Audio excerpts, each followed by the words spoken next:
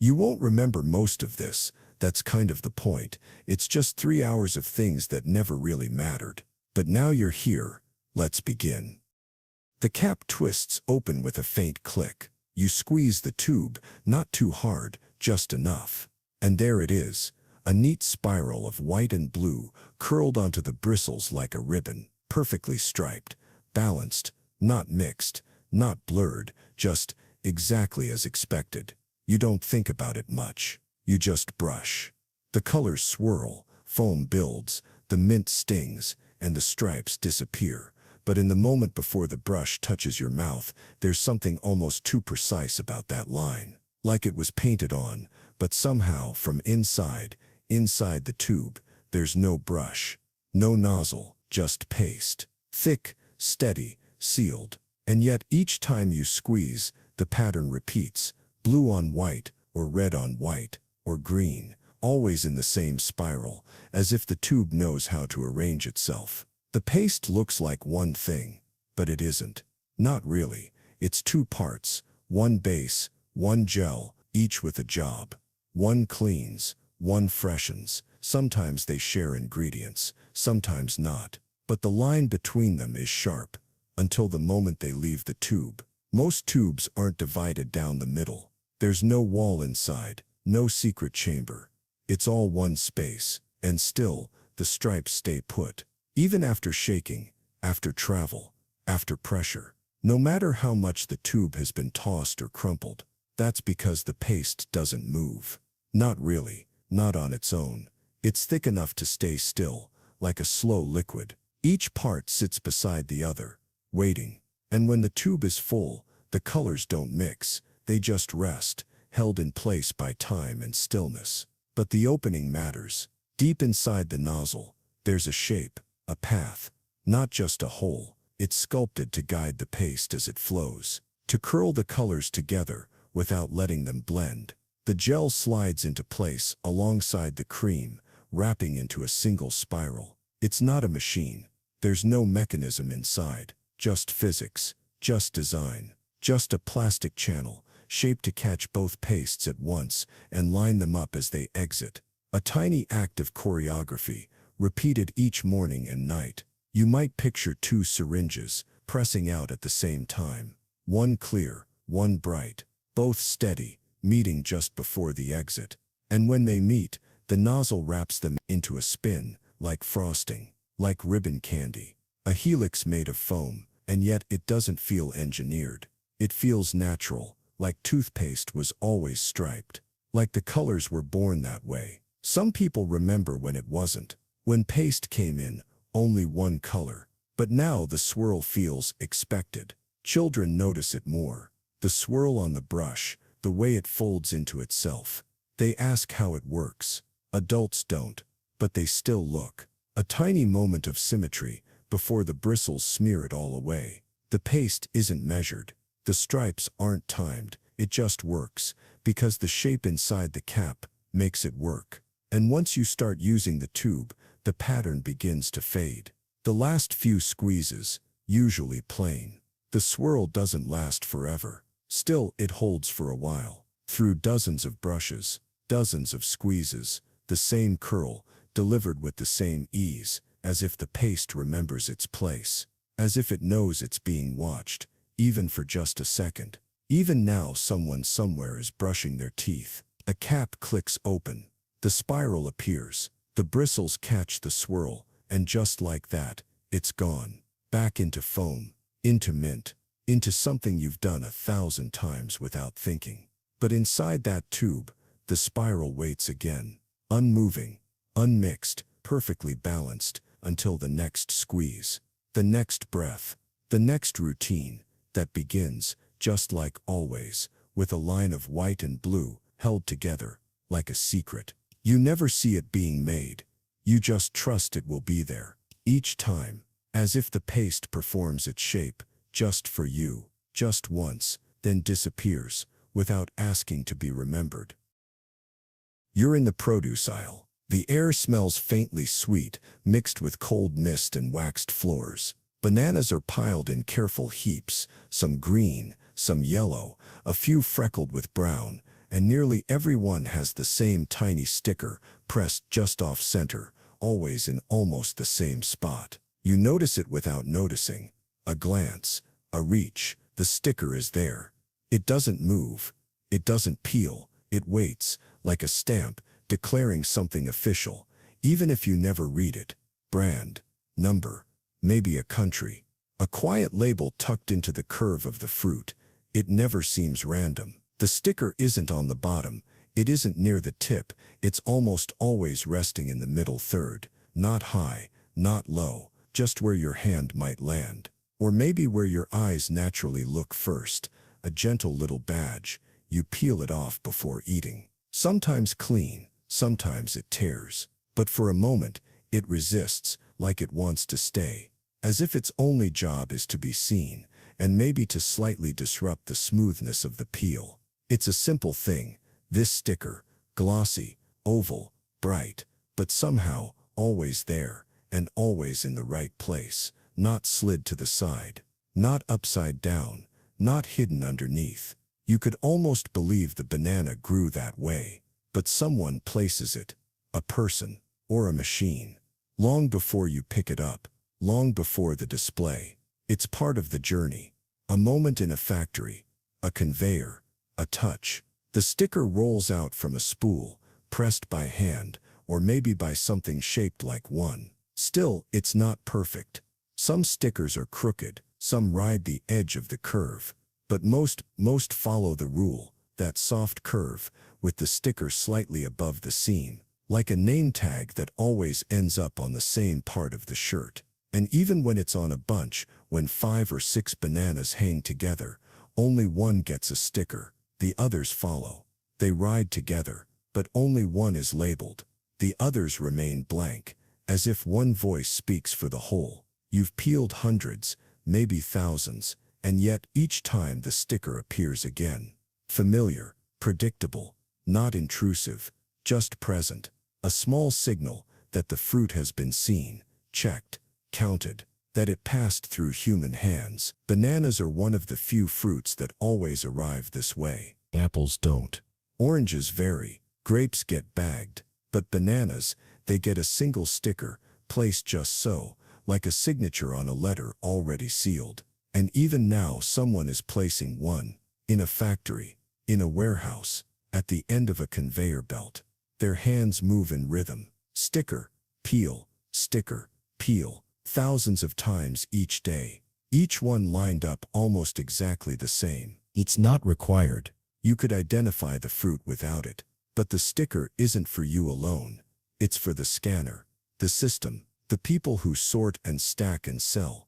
It's a quiet little code, resting in yellow curves. You might toss it without thinking. Stick it on the counter, leave it on the peel. It ends up in pockets, in trash bins, on fridge doors. Sometimes it travels farther than the banana ever did, a wandering dot of paper and glue. There are people who collect them, not many, but a few. They press them into books, like leaves, a different kind of memory. Tiny logos from around the world, each one shaped the same, each one placed like it always was. And yet the moment it's gone, the banana becomes blank again. Just a fruit, just food. But the memory of the sticker stays. That tiny pause before peeling, that faint tug as it lifts away. Not important, not permanent, just precise and strangely consistent. A habit hidden in supply chains and shelf displays. A choice repeated so many times it became invisible. But the sticker never forgets. It keeps finding the same spot, every time, with quiet balance and perfect aim, then waiting there still, curved into yellow skin, until your hand moves and takes it away.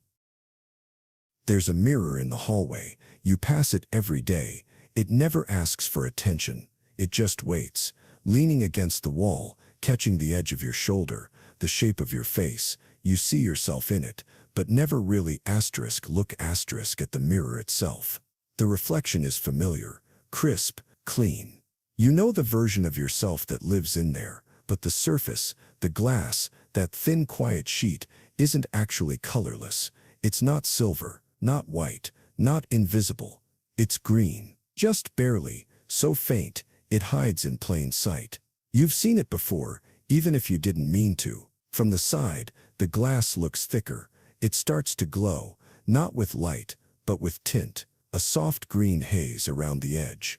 Like the glass is remembering the forest it never belonged to, that color is always there. Even in perfect mirrors, even in ones that seem clear. The green is part of the material, not painted, not added, just a quiet echo from the minerals within. Trapped in the surface like breath on cold glass, most mirrors are just glass, with a reflective backing. A metal layer, often aluminum or silver, spread thin behind the pane. But the glass itself carries color, not much, just enough, a whisper of iron inside. Too weak to stain, but too stubborn to vanish. In small pieces, the green goes unnoticed, but the more glass you stack, the more it reveals itself. Museum cases, storefronts, aquarium tunnels, each one tinted slightly, softly, like a veil you didn't know you were looking through. And even in mirrors, where the reflection masks the surface, the green remains. It shows most clearly at the edge. A kind of hidden border, you don't see it when you look straight in. But shift to the side, and the color hums beneath the shine. Still, it doesn't bother anyone. The mirror does its job. It bounces light. It returns your gaze. The green isn't a flaw, it's just a trace, a fingerprint left behind by the ingredients that formed it. Sometimes, in high-end glass, the iron is removed. They call it low iron, or ultra-clear. These mirrors have less green, but even then, it never disappears fully, just fades, becomes more patient. A subtler ghost inside the reflection, and yet mirrors are trusted to be neutral, perfect, honest. We rely on them to tell the truth, but that truth has always passed through a filter, soft, green, unseen, not enough to change your face, just enough to remind you it's not untouched. You don't think of color when you brush your teeth, or check your coat, or glance at your hair before leaving. But each time, your image is being bent and bounced, and handed back to you through glass that was never quite clear. In some lighting, it becomes more obvious. Daylight brings it out. Fluorescence dull it, candlelight makes it vanish. The mirror doesn't change, only the way it speaks. The green hums louder or softer, depending on the room around it. Even now, somewhere, a mirror is catching the glow of a window, its edge blooming with green. A quiet edge, a halo made from silence and minerals and heat. And no one notices. Not really. They check their tie, or their teeth, or their timing, and move on. But the green stays, always has, always will. The mirror never mentions it, never tries to hide it. It just folds the color into the background, like a painter leaving a single brushstroke beneath layers of light. Still, once you know it's there, you see it. In every hotel bathroom, every changing room, every hallway glance, a whisper of green, wrapped in silver, waiting at the edge of your own reflection. And even as you look away, it lingers, just faintly. A shimmer, a tint, a detail that was always there, quietly catching the light. Just enough to notice, just enough to forget again. There's a particular sound, the scrape of claws against metal, a soft rhythmic scratching. It comes from just outside, where the mailbox sits, still unbothered. A dog, perhaps, circling the post, sniffing, pawing at the edges. It's not something most people think about when they drop a letter inside, but it's there. Still, there was a time when mailboxes had to be more than just containers for letters. They had to endure a specific challenge, one that many might overlook. Dogs. The mail carrier would come, and with it a predictable set of events. The dog would see the mailbox, hear the truck, and rush toward it. Even now, the simple design of a mailbox, with its smooth, sturdy exterior, hides an interesting history. It was crafted not only for ease of use, but for defense against the very animals that could destroy it. Over the years, designers would think about this. How could a mailbox stand up to the instincts of a dog? Without much thought, the typical mailbox might seem like an ordinary object, but its very form was influenced by this challenge. Dogs. in their excitement, could tear at a mailbox, tugging on flags, chewing at corners, or scratching the surface. It wasn't just a question of holding mail, it was about withstanding constant pressure. The design of the modern mailbox became a study in durability. The materials needed to be strong, of course, but they also had to be resistant to the daily wear and tear that came from a dog's persistent attentions. Metal was a popular choice, tough enough to endure teeth, claws, and the unpredictable forces of an excited pet.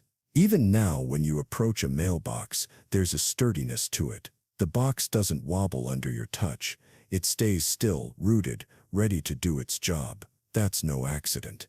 Over time, designers discovered that certain features helped the mailbox resist damage, especially in neighborhoods where dogs were more likely to get involved. Still, the flags on mailboxes, the little levers used to signal to the postman, presented a particular problem. They were often the first part of the mailbox that would be chewed on or scratched, so they had to be made of tougher, more resistant materials. Designers experimented with heavier metal, with thicker coatings to withstand the most determined canine. Without much thought, we've come to accept that the mailbox is just there, waiting to be opened.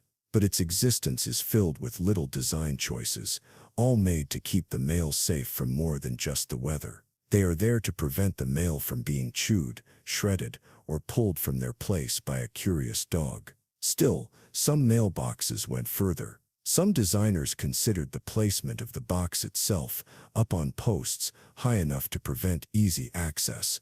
Others made sure that the door was securely latched, so that even the most persistent dog couldn't yank it open. It wasn't just about keeping the mail inside, but also keeping the mailbox itself intact. Even now, those who live in dog-friendly neighborhoods might have noticed a certain resilience in the design of their mailboxes. Perhaps you've never thought about it.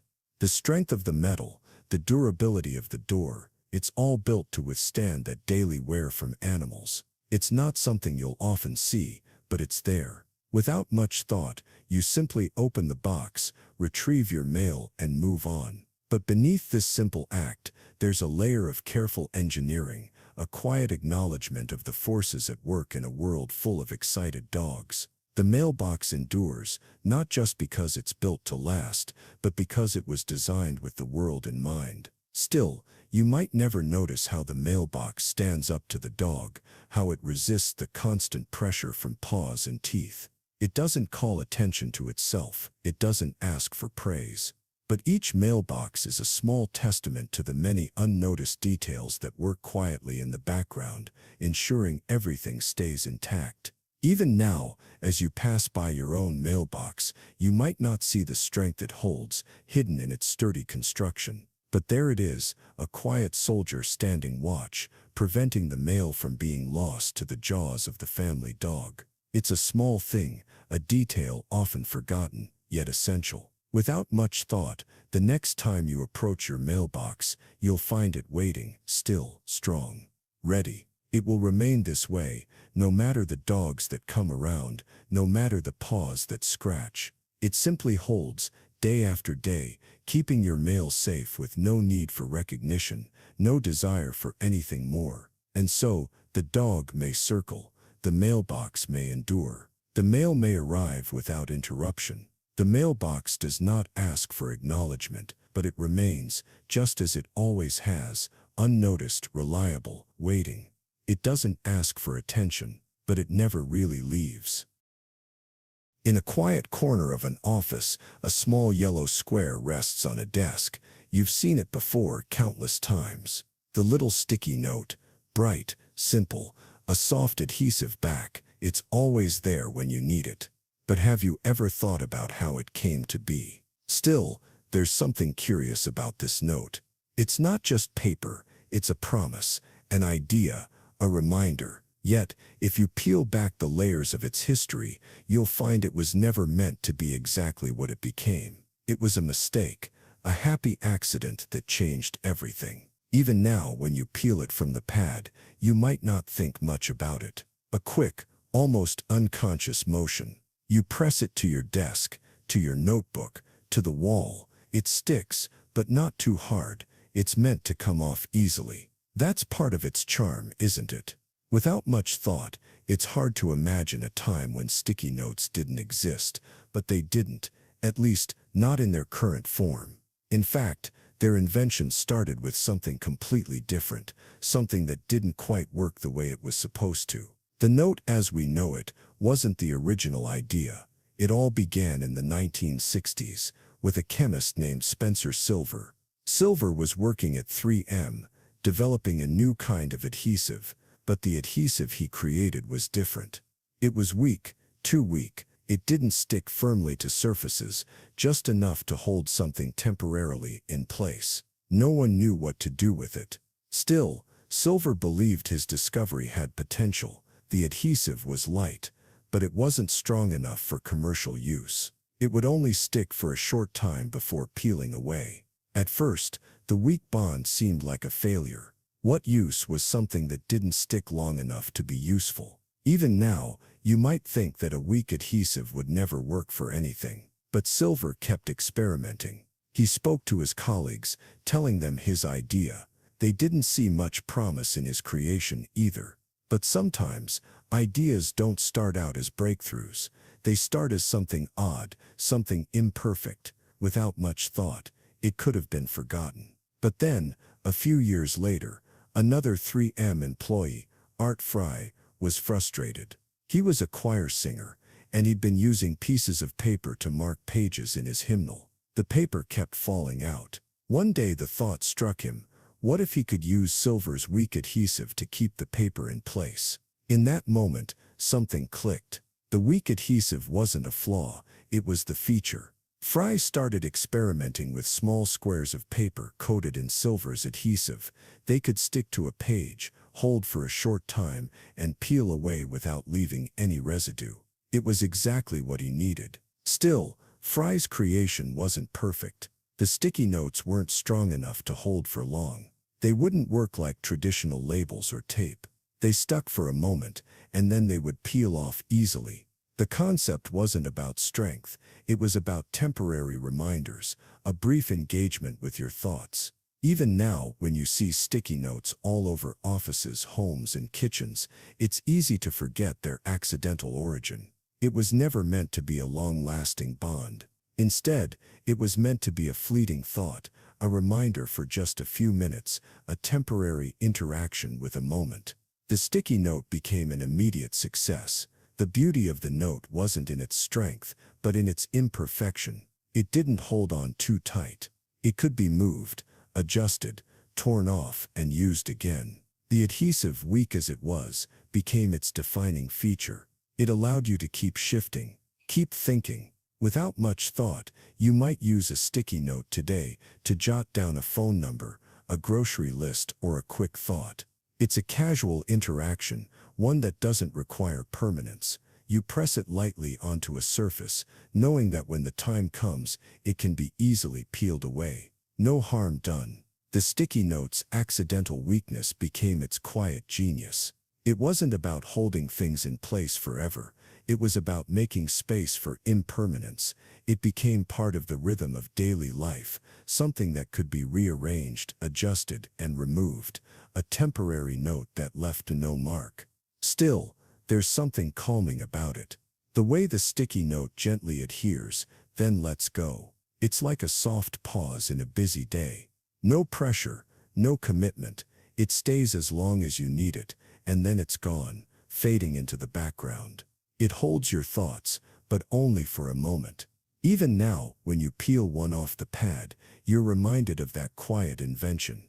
The mistake that turned into something essential. It wasn't designed to last. It was designed to be gentle, to fade away, to be replaced. And in that simple impermanence, there's a certain kind of peace. Maybe tomorrow, you'll reach for one again. Or maybe you'll never really notice the moment it slips away. Its weak adhesive quietly doing its job. The sticky note doesn't demand much, but it's always there when you need it. Simple, light, temporary. And that's enough. It doesn't ask for attention, but it never really leaves. You reach for the door, your hand slides around the familiar curve, the cool weight of the doorknob pressing into your palm. It's smooth, polished, The metal catches a bit of light, reflecting off its surface. Brass. You don't think about it, it's just there, waiting to be turned. Still, it's odd when you stop to consider it. Why brass? Out of all the metals that could be used for such a simple object, why this one? You don't question it when you twist the knob, but there's something quietly intriguing about the quiet consistency of brass doorknobs, dotted across nearly every door. Even now, as you turn the knob, you might feel the coolness of the metal against your fingers, its slight resistance, and the way it gives just enough for the door to open. It doesn't make much noise, just a soft click, a small shift in the rhythm of the day. Brass, so common, so simple. Without much thought, brass has become the go-to material for doorknobs. But what is it about this material that has made it the dominant choice for so long? It's not just about appearance or durability. It's something deeper, something about the way it feels, the way it fits into our world, so unnoticeably. Maybe it's the weight of it. Brass has a certain heaviness, a grounded feel that other metals don't. It's not too light, not too heavy. When you turn it, it feels substantial in your hand, like the door is responding to you in kind. It's a subtle reassurance, a quiet strength, solid, unmoving. Even now, despite the many other materials available, brass remains the most common. Copper, iron, stainless steel, each has its own qualities, but none seem to do quite what brass does. They don't have that smooth, familiar heft. They don't shine quite the same way. Brass just has this particular charm, almost effortlessly. And it's not just about how it feels in your hand. Brass is also durable. It resists corrosion, doesn't tarnish easily. Over time, it might fade a little, but it never loses its integrity. It ages gracefully, picking up a warm patina, a slight sheen that tells the story of years gone by, and yet still performs perfectly. Without much thought, we've come to trust brass. It has a history, an unquestioned reliability that makes it perfect for a function as simple, as essential, as opening a door. It's a little thing, but one that is never questioned, never really noticed, until, of course, you stop to wonder why it's always brass. Still, there's something calming in its consistency. The weight of a brass doorknob feels timeless, as if it has always been there, quietly waiting for the moment when you reach for it. It's familiar, reliable. There's a reason it's lasted as long as it has. Brass never demands attention, but it always provides. Even now, there's a quiet pleasure in the way brass reflects the light, shining, even in the dullest corners of the room. A warm, inviting glow, simple but perfect. It's the kind of detail that fades into the background of your day, and yet it's always there, helping to guide you through the world. Without much thought, you might not realize how many things in our daily lives are influenced by the choice of material. It's something we overlook, but that very material carries a message, a quiet story that's been written over time. Brass is more than just a doorknob, it's the fabric of the everyday. Still, every once in a while, there's a moment of hesitation, a pause when you notice the door and its knob, and you wonder, why brass? There are other options, other materials, but none quite like this one. None that seem to fit the hand so perfectly, so seamlessly. It's a small question, but one that lingers. Even now, as you reach for the knob again, it feels like something you don't need to think about. It's just there, ready to guide you, ready to open the way. It's a small thing, yet it brings with it a sense of purpose, of tradition, of reliability. Brass does its job without ever demanding much, and so the door opens, you step through, and the doorknob stays behind, waiting for the next hand to find it. It doesn't ask for attention, but it never really leaves. It's always there, in the quiet moments between doors, always part of the rhythm of the world. Maybe you'll think of it next time, or maybe not. It simply waits, holding the same familiar weight, shining softly in the light.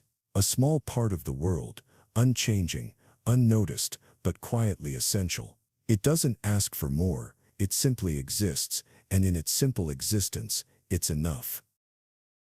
You've seen them before, haven't you? Those quiet lines that run along the edge of your notebook, almost unnoticed, They serve no apparent purpose, just waiting there, lining the pages. But there's something oddly comforting about them. You've probably never stopped to wonder why they're there, or even what they mean.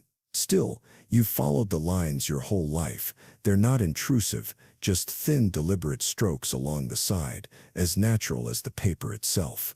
And yet, as you let your pen glide across the page, your eyes might find their way to these quiet marks, guiding your words without asking. Even now, your own notebook might sit in front of you, the margins framing your thoughts. It's as if, without them, the page would feel a little too open, a little too empty. The margin lines are like a gentle reminder, offering a boundary, a place to pause, a place to stay within. Without much thought, you've likely followed the lines when you write. Not in a forced way, but just out of habit. There's a subtle rhythm to it. The lines guide you, but they don't control you. They allow the words to form naturally, but also keep them from spilling over the edges. The margin isn't just a space left for you to write on. It's a small structure, something familiar, like the rhythm of your own handwriting. The margin lines are like invisible borders, a frame for your ideas, offering a kind of containment that makes the rest of the page feel just a bit more organized. Even when you're not writing, those lines remain, whispering in the background. They are there, quietly separating your thoughts from the space around them. They offer a space to breathe, a space for your mind to roam freely, but only so far. There's an unseen comfort in that. In knowing the space has boundaries. Have you ever noticed how, when you reach the end of a page, there's a sense of completion? The margin lines are part of that feeling. They're not the content itself, but they're the edge, the quiet boundary that signifies when a thought is finished. It's a soft, almost imperceptible closure to a moment of creativity. The margins, though, weren't always there for decoration or structure. In older times when books were handwritten, the margins held a different significance. They were once filled with commentary, scribbled notes, and annotations, marks made by readers who felt compelled to leave their thoughts on the side, in the space reserved for them. Now the margin lines aren't usually filled with commentary. Still, they carry an old tradition, an invisible echo of past behaviors. In the past, the space might have been used for drawings, ideas, or simple reminders. Today, we often leave them blank, yet the impulse to write something there still lingers. Without much thought, your pen might find its way to the margin, drawing a quick doodle or a stray line. It's not necessary, it's not required, but there's something in those extra strokes, in the way the lines fill up the space. It's a gesture of continuity, a little more meaning, a pause. Even when you're deep in thought, your hand might wander there, just for a moment. A small doodle, a dash of ink, an extra mark. It's subtle, almost subconscious. The lines invite you to leave something behind, to connect your mind with the page in a quiet, creative way that doesn't always fit the words themselves. The margin can also be a place of refuge. When your thoughts spill over the page, when there's too much to say, the margin catches what doesn't belong. It's the space where unfinished ideas rest, where half-formed thoughts wait to be fully realized. The margin holds your potential, quietly, until you're ready. And then, of course, the lines are just there, waiting. Always. They never demand anything. Yet they're present, framing your thoughts, offering a place to stop, to start again. In their quiet way, they keep your writing from feeling chaotic. They remind you that even in the space between the words, there's a place for meaning. Even now, as you sit and think, the margin lines are quietly framing the edges of your world, not drawing attention to themselves, but holding everything in place, making sure that nothing is lost. The space around your ideas, the margin, is where things come together, where small moments of clarity rest. The margin isn't just an afterthought, it's a companion to the words, to the thoughts, to the world on the page. It's a reminder that everything has a place, even the quiet moments, even the spaces in between. And as you leave one page behind, there's comfort in knowing that the margins will always wait for you. Perhaps, when you turn the page, you'll notice them again, quietly guiding your words without a sound. It doesn't matter if you use them or not. They'll be there, steady, waiting. And in that space, perhaps you'll find something new, something unexpected, or just a moment of stillness. It simply waits, quietly, unchanged. It's the small frustration.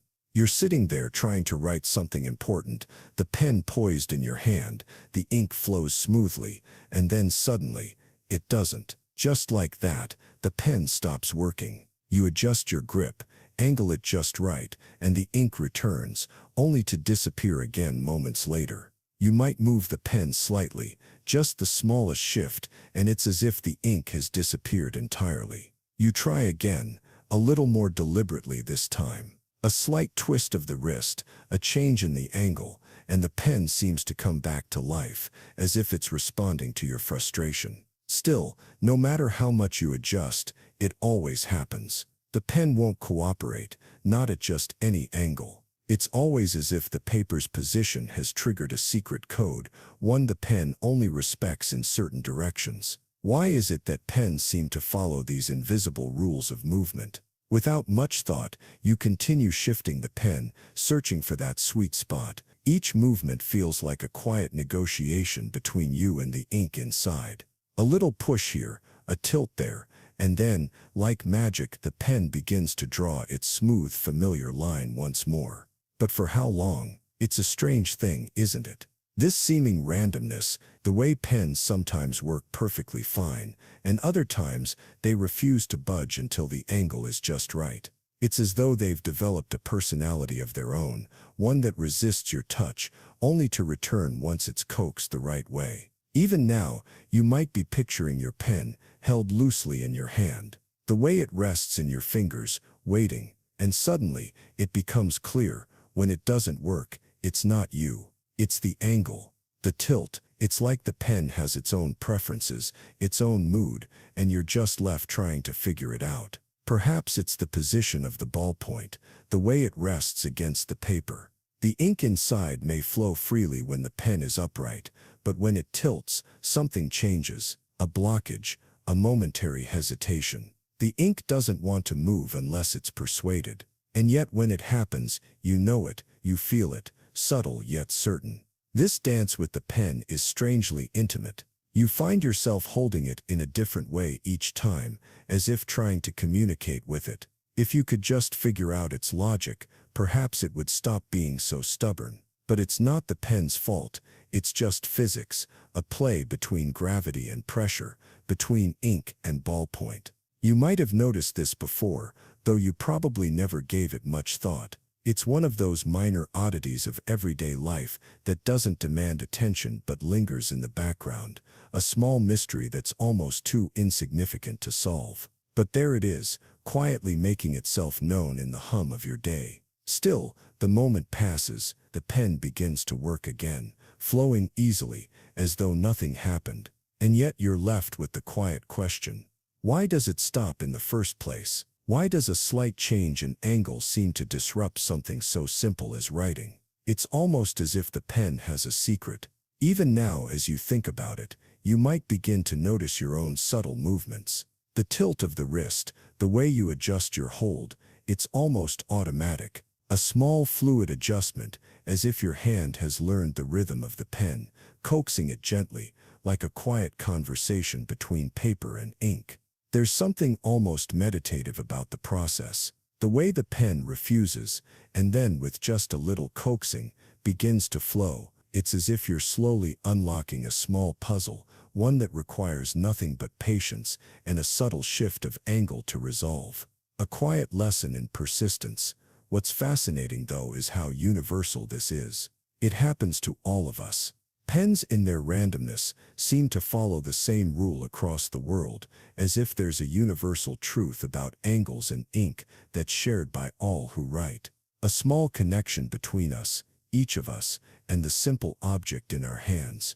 And then just like that, the pen stops again. You tilt it once more, and it begins to work. It's like a little ritual, repeated over and over, never quite explained but always understood. You accept it for what it is, a momentary pause in the flow of ink, a simple frustration that is quickly forgotten. Maybe tomorrow you'll be more mindful of it. Maybe you'll wonder, just for a moment, why the pen decides to stop. But then, like all things that don't really matter, the thought will slip away, and you'll move on back into the rhythm of your day. The pen, still in your hand, waiting to be used again. It doesn't ask for attention, but it never really leaves.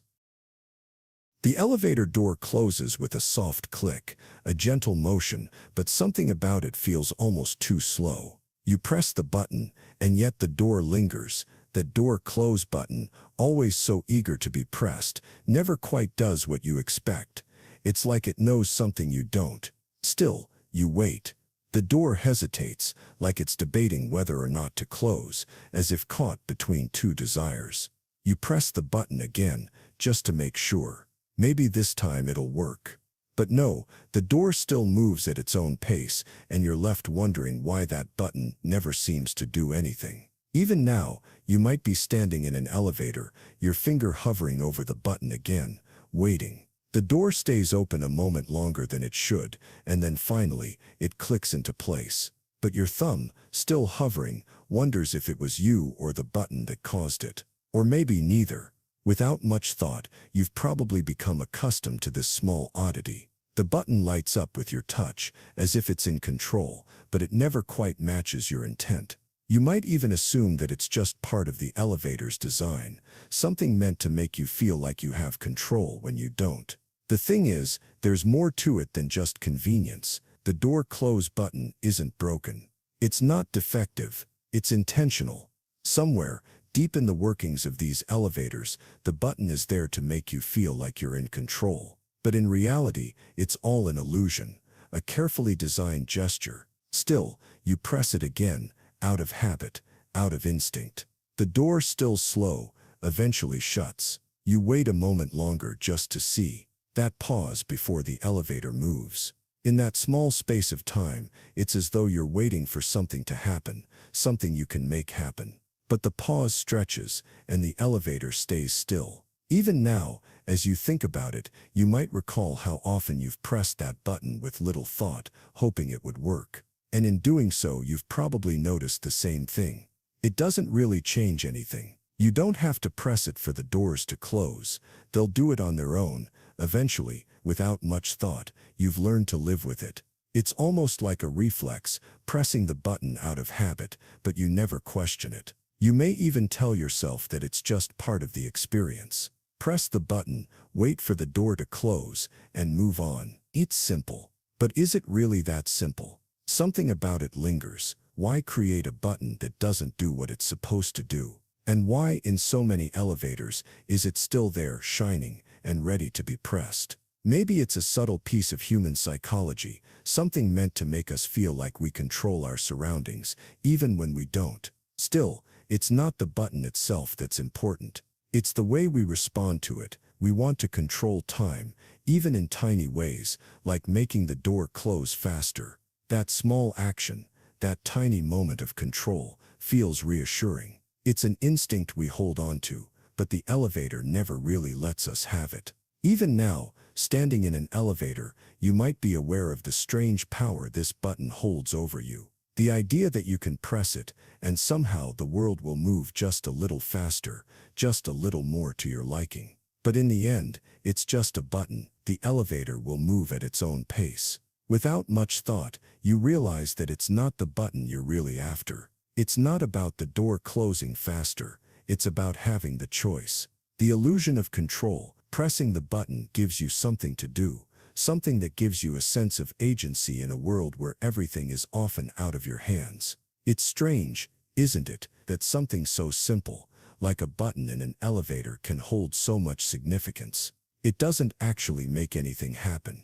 But still, we rely on it. We trust it to give us that fleeting moment of control, that reassurance. It's a small, quiet thing, yet so powerful. Still, the next time you find yourself in an elevator, waiting for the doors to close, you might remember this little quirk, that tiny button always there, but never really working. It waits for you to press it again. And maybe, just maybe, you'll press it, even knowing that it doesn't change anything. In the end, it's not the elevator, nor the button that defines the experience. It's the pause, the little moment in time between action and inaction, that small, seemingly insignificant delay, like a breath before the next movement, and just like the button, it lingers, quiet, unchanged. In the corner of a room, quietly resting against the back of a closet door, there's something you likely see every day. Thin, curved, light, yet sturdy enough to hold your coat or your shirt. The plastic hanger. It's always there, often unnoticed, but essential. How did it come to be? Still, it's a small object, simple in shape, almost too unremarkable to wonder about. And yet, if you pause and think, it's hard to ignore how many of them exist in the world. In homes, stores, closets, hotels, they're everywhere. A soft curve, a hook, and a bit of plastic. But how did they become the standard? Even now, when you open your closet, you can't help but notice the sea of them hanging, sometimes just as monotonous as the clothes themselves. Yet years ago, the idea of a plastic hanger was still an oddity, a far cry from the wooden ones, or even the wire hangers that preceded them. Without much thought, it's easy to assume plastic hangers are just there, always. But there was a time when they didn't exist, when the idea of a molded piece of plastic holding clothes seemed unlikely, if not impractical. People had used wooden hangers, sometimes wire, each with its own charm and flaws. The plastic one was born from the desire to make something that could be cheap, reliable, and uniform. Think about it for a second. A wire hanger. It's thin, it bends easily, it's functional. A wooden hanger. Sturdy, a bit more elegant, but not always practical. The plastic hanger was different. It could be mass-produced in enormous quantities, light, durable, and consistent. It solved problems that no hanger before it could solve. Still, it didn't happen overnight. In the early 20th century, as mass production gained ground, manufacturers were constantly looking for ways to make everyday items more accessible. Clothes were becoming more mass-produced, and the need for a standardized method to hang them grew. The plastic hanger was part of that natural progression. The story really starts with a man named Albert Parkhouse. In 1903, he was working at a dry cleaner in Detroit. One day, he wanted a way to keep his clothes from slipping off the hangers. So, he crafted a simple solution, a wire hanger with bent arms that could hold a coat securely. It was a modest start. Even now, it's hard to imagine that simple design evolving into something so ubiquitous, but that was just the beginning. Wire hangers became common, but they still had limitations. They rusted, were too sharp, and weren't ideal for delicate fabrics. The plastic hanger, however, was smooth, versatile, and could hold even the heaviest coats without issue. The breakthrough came in the mid-20th century when manufacturers figured out how to mold plastic into shapes. Plastic was cheap, and it could be molded in all sorts of ways, offering strength and lightness. It was perfect for mass production, and soon the plastic hanger began to take shape, literally and figuratively. At first, people didn't quite trust it. A plastic hanger didn't have the weight or sturdiness of a wood or metal one, but over time it proved itself. The lightweight design made it easy to carry and store, and unlike metal, plastic didn't rust. The hanger started to become a household staple, silently overtaking other materials. Still, the real transformation happened when large retail chains and dry cleaners started using plastic hangers en masse. They were cheap, they worked well, and they allowed stores to keep their clothes neat and organized. Slowly, the plastic hanger found its way into homes, becoming the default in closets all over the world. Even now, if you open any closet door, you can't help but see them. A small object, often forgotten, yet always present. The simplicity of the plastic hanger makes it almost impossible to imagine a time before it. In fact, it's so deeply embedded in our daily lives that we barely notice it, even when it's right in front of us. And yet, it's everywhere. Plastic hangers, in every color and size, neatly holding shirts, coats, and dresses. They're stacked in closets, packed tightly in stores, tossed carelessly into recycling bins.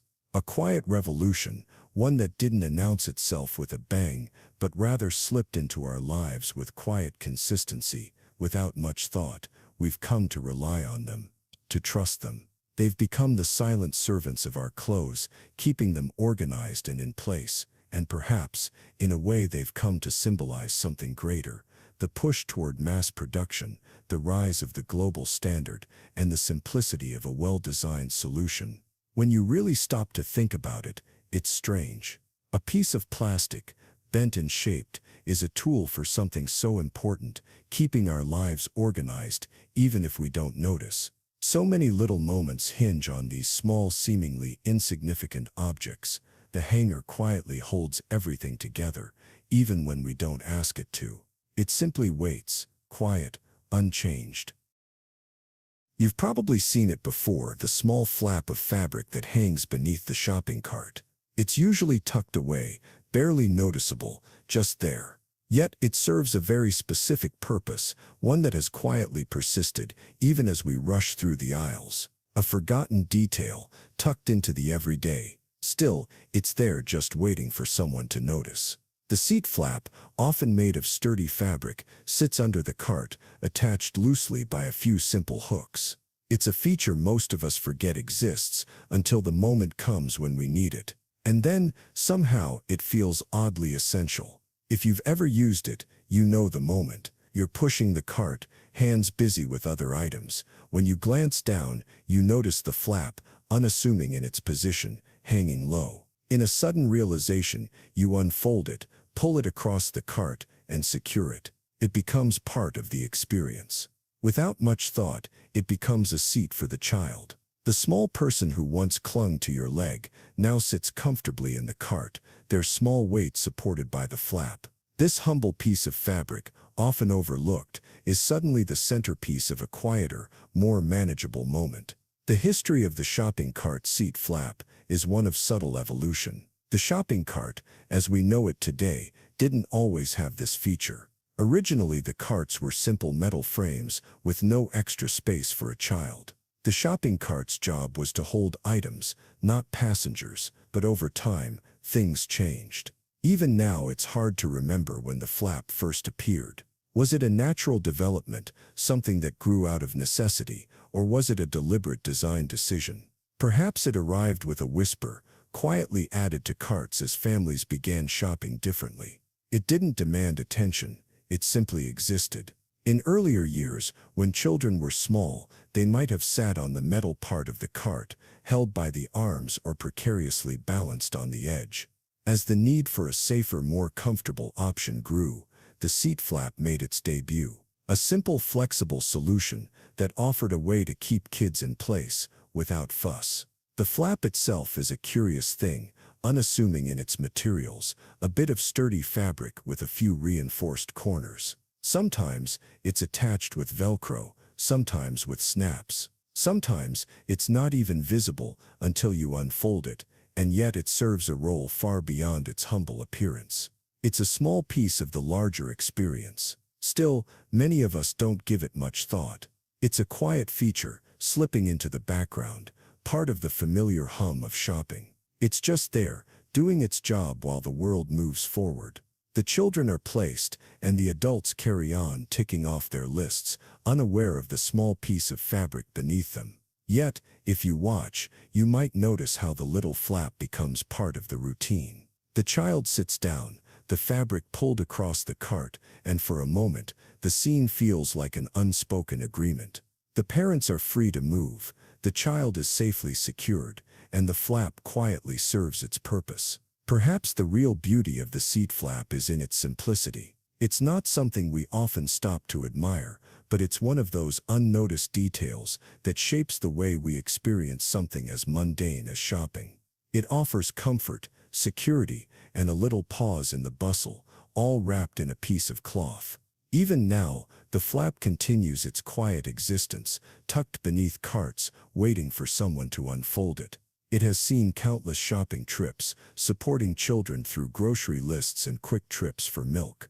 Yet it never draws attention to itself, always ready when needed, but fading into the background when not. You might have missed it on your last trip, or perhaps you noticed it for the first time today. Either way, the seat flap is a quiet reminder that not all features of our world need to be loud to be important. Sometimes, the most essential things go unnoticed until they're quietly needed. And still, it remains a small piece of design that's been with us for years. The seat flap doesn't ask for anything. It doesn't demand praise or recognition. It simply exists, waiting for the next child to settle in, the next parent to adjust it, and then just like that, it disappears again into the routine. Maybe you'll notice it next time you're at the store. Or maybe you won't. It doesn't ask for attention. But for those who need it, it's always there, a quiet, steady companion in the world of shopping carts, just a small piece of fabric, quietly holding it all together. You've likely seen it before, a simple, mundane action.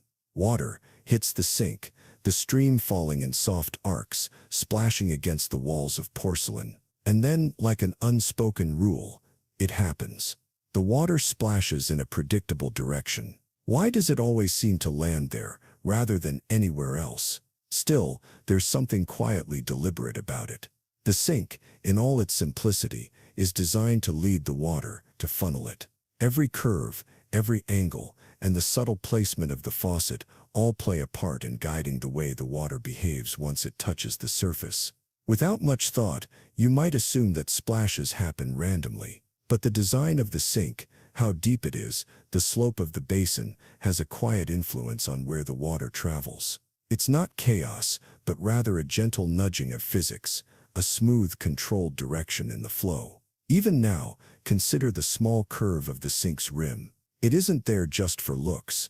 The way the edges are shaped ensures that the water's path isn't haphazard. It directs the flow, creating a kind of invisible barrier that leads the water towards the drain or against the back wall, depending on the design.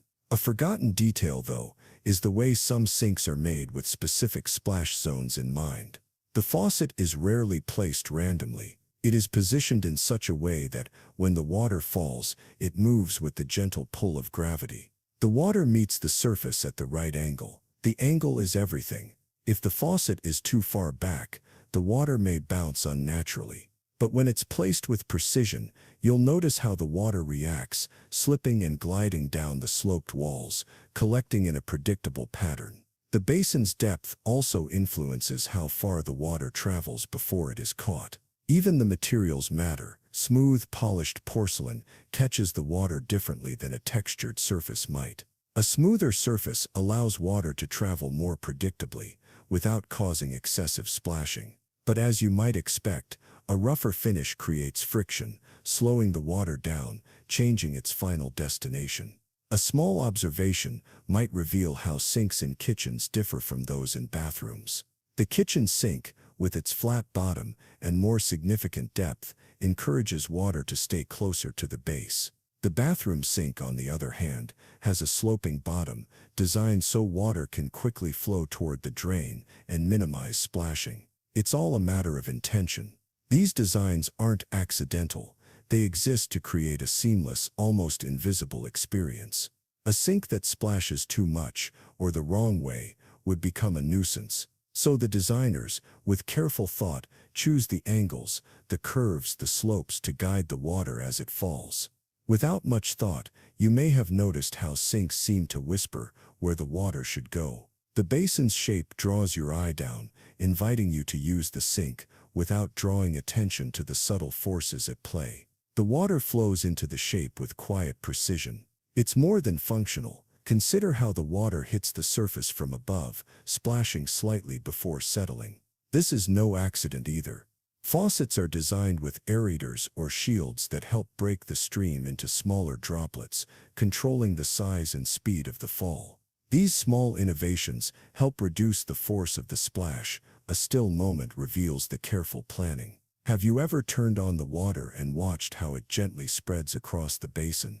It doesn't leap from the faucet with reckless abandon. Instead, it follows a natural course, creating a brief ripple effect that is in essence an intentional act of design. Even the placement of the drain plays a role in directing the water's flow. Positioned strategically at the lowest point of the sink, the drain waits patiently for the water to follow its path. The shape of the basin ensures that the water moves toward it with an almost quiet inevitability. In fact, the very shape of the sink's bottom can be seen as a silent conductor. It subtly guides the water, pulling it down to the drain, while the sides of the sink catch the splashes. The water seems to know exactly where to go, as though the design itself holds the answer. There's a reflection in this quiet, everyday design. The way the water follows its path with almost no resistance, guided by shapes and angles, the sink becomes a perfect metaphor for how small things, unnoticed by most, can quietly shape our experiences, guiding us in ways we don't always recognize. A material memory lingers in how each splash feels different. Each basin holds its own unique rhythm. One may splash outward, creating more of a ripple effect. Another may send water straight down, a smooth, controlled fall. It's a small, uncelebrated detail, but one that stays with you, quietly repeating itself. Even as the water settles, it leaves behind a brief trace. The gentle rhythm of splashing, the smoothness of the water's fall, all fades into the background as you move on. The sink is left to hold its shape, waiting for the next drop to fall, quietly shaping the water's journey once more. Maybe you'll notice it next time you wash your hands, or when you turn on the faucet without thinking, or maybe you won't. But the design will still be there, gently guiding the flow, and with it a subtle understanding of how even the smallest things are quietly orchestrated. It doesn't demand attention. It simply waits, quiet, unchanged. The light flickers, hums, and settles into a steady glow. You might have touched the switch just moments ago, and now, there it is. The room is bathed in that soft yellow light, a common thing. But have you ever thought about the small metal socket holding that light? It's simple, almost unnoticed, but it's more curious than you'd expect. The socket that fits the bulb, the one you twist, the one that secures the glowing filament. It's always there, just as expected, fitting into place every time. And yet, the story behind this small fixture is anything but ordinary. Still, we take it for granted. It's easy to forget that the socket, as we know it, wasn't always so universally standardized. Once, there were multiple versions, different designs, many types of sockets, many ways to fit a bulb into a lamp or a light fixture. But something changed, something locked this design into place. Even now, decades later, the familiar brass threads on the socket still hold the same shape. It's the standard, and it's everywhere. But in the early days of electric lighting, there was nothing standard about it. Bulbs flickered into life, but they did so on a vast landscape of competing designs. It was chaos in comparison. Without much thought, the light bulb socket we know today might seem like it always existed.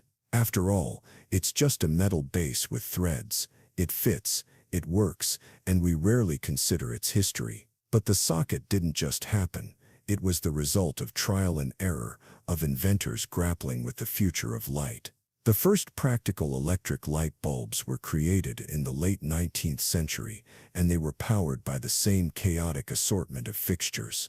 Early inventors weren't concerned with standardization. They were too focused on the technical side of the bulb itself, how to make it last longer, shine brighter, or be safer. Even now we forget how messy the early days of electricity were. Every electrical company seemed to have its own version of the light socket. Edison, for instance, had his own early sockets for his incandescent bulbs. They didn't match what other companies were making, and in a way, that was the norm. Then came the push for something simpler, something universal. The need for a single standardized socket became more pressing as electric lighting spread into homes and businesses. The world didn't need more designs, it needed consistency. The socket needed to be something anyone could use, something that would fit into any fixture, anywhere. In the early 1900s, the solution came in the form of a man named George W. H. Crawford. He wasn't the most famous inventor, but Crawford's work in creating a standardized light bulb socket would forever change how we use light. He designed a socket that could be used in any fixture, a universal piece that could fit all the bulbs. Still, even after the introduction of this universal socket, adoption wasn't immediate. Companies were hesitant. They had their own designs, their own methods, but slowly, over time, the simplicity of Crawford's design won out. It was easier, safer, and cheaper, and that meant it would eventually become the standard. And then, as if by quiet consensus, the socket became ubiquitous. The threads that once represented a complex mix of ideas became the norm. There was no longer any need for the other designs, the mismatched systems. What had once been a chaotic mess of competing ideas turned into one simple, unified system. Now, decades later, the light bulb socket is something we don't even think about. It's as familiar as the light switch itself, as easy to use as anything in the home. But beneath that simplicity, there's a story of invention, of change, of small victories in the world of engineering and design. Without much thought, you might reach for the bulb, twist it into the socket, and never consider how it came to be. But the socket, in its quiet ubiquity, tells a tale of progress, of how a small change, one tiny standardized piece, made a world of difference. It was the first step toward a brighter, more connected world. Even now, when you flip the switch and the room lights up, it's hard to believe that something so simple and dependable was once a source of confusion. It was a puzzle that needed solving, and in the end, that solution settled into the everyday, a small thing, but one that holds the light. Tomorrow, you might use that socket again, and again you won't think much about it. But perhaps the next time, you'll notice its quiet simplicity, its unassuming perfection. A reminder of how things can start as a tangle, only to end in something beautifully uniform. It simply waits, quiet, unchanged. The soft, muted colors of a drawer full of socks, a jumble of cotton, wool, and blends, neatly folded or carelessly tossed. The scent of fresh laundry lingers, and as your fingers brush across the fabric, you pause. How do you decide which pair to pick? The size isn't always clear. Still, you reach for a pair that seems just right. No tags with shoe sizes, no precise measurements, just the feel of the fabric, the elasticity that promises comfort. The sock fits, and that's enough. But behind that simple choice is a quiet system that has been at work for a long time. In the world of socks, shoe sizes are irrelevant. Instead, a different method takes hold, a system based on the circumference of the foot. It's an old system, dating back further than you might think. While shoes rely on specific measurements, socks have always been more flexible, more about comfort than precision. Even now, when you slide your feet into a pair, you might notice how the sock stretches, how it conforms to the shape of your foot, not the other way around. The fabric has a gentle give, a forgiving nature. Sock sizes, then, aren't about numbers, but about how well they mold to you. Without much thought, we rely on a small range of sizes: small, medium, large. The stretch factor plays a huge role. These labels, often seen on the packaging, are more about convenience than accuracy. They hint at a general size, but they leave room for a little wiggle.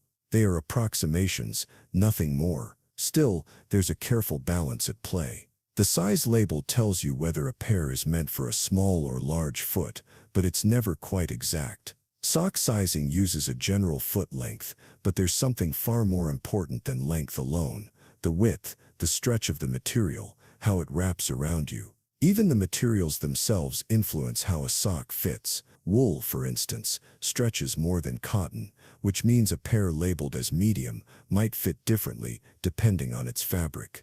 A sock made from a stretchy, breathable material could feel snug, even though it's technically one size fits most. You might be surprised to learn that sock sizes vary depending on country. In some places, the sizing system is based on shoe size. In others, it's based on an entirely different set of measurements, from the foot's length in inches to the circumference around the widest part of the foot. It's never straightforward. The method for sizing socks also accounts for the gender difference, but even this is subtle. Men's and women's socks are sized differently, but the real difference lies in the fit. Men's socks are usually designed to be a bit larger, with a different foot arch in mind. But the sizing is still vague, still based on an approximation.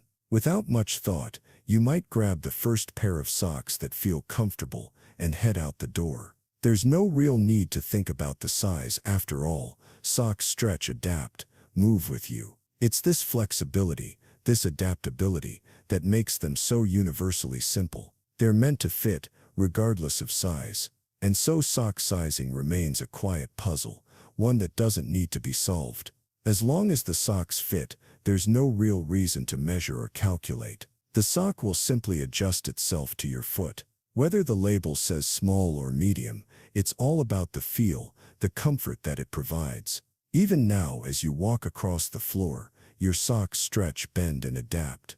The fabric moves with your steps. It's a small thing, this quiet interaction between you and the fabric, but it's consistent. The sizing doesn't matter much when the socks perform their task so effortlessly, so comfortably. Still, when you take the time to think about it, the way socks are sized becomes an interesting puzzle. The layers of fabric, the elasticity, the way they wrap around your foot. It's a gentle reminder that comfort isn't always defined by exact numbers, but by something far more organic, more intuitive. The next time you pull on a pair, perhaps you'll pause. You might notice the way the fabric hugs your foot, how the simple decision to choose a pair has become almost automatic.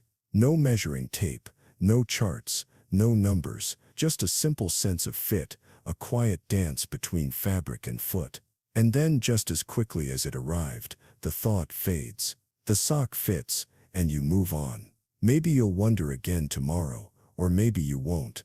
The sizing doesn't matter, not really. The sock is simply there, waiting to comfort, to wrap itself around your foot, no matter the label. The label, after all, is just a suggestion. The sock, however, is much more than that. There's something satisfying about the simple motion of folding a chair. The smooth, deliberate bend of metal, the click as it locks into place.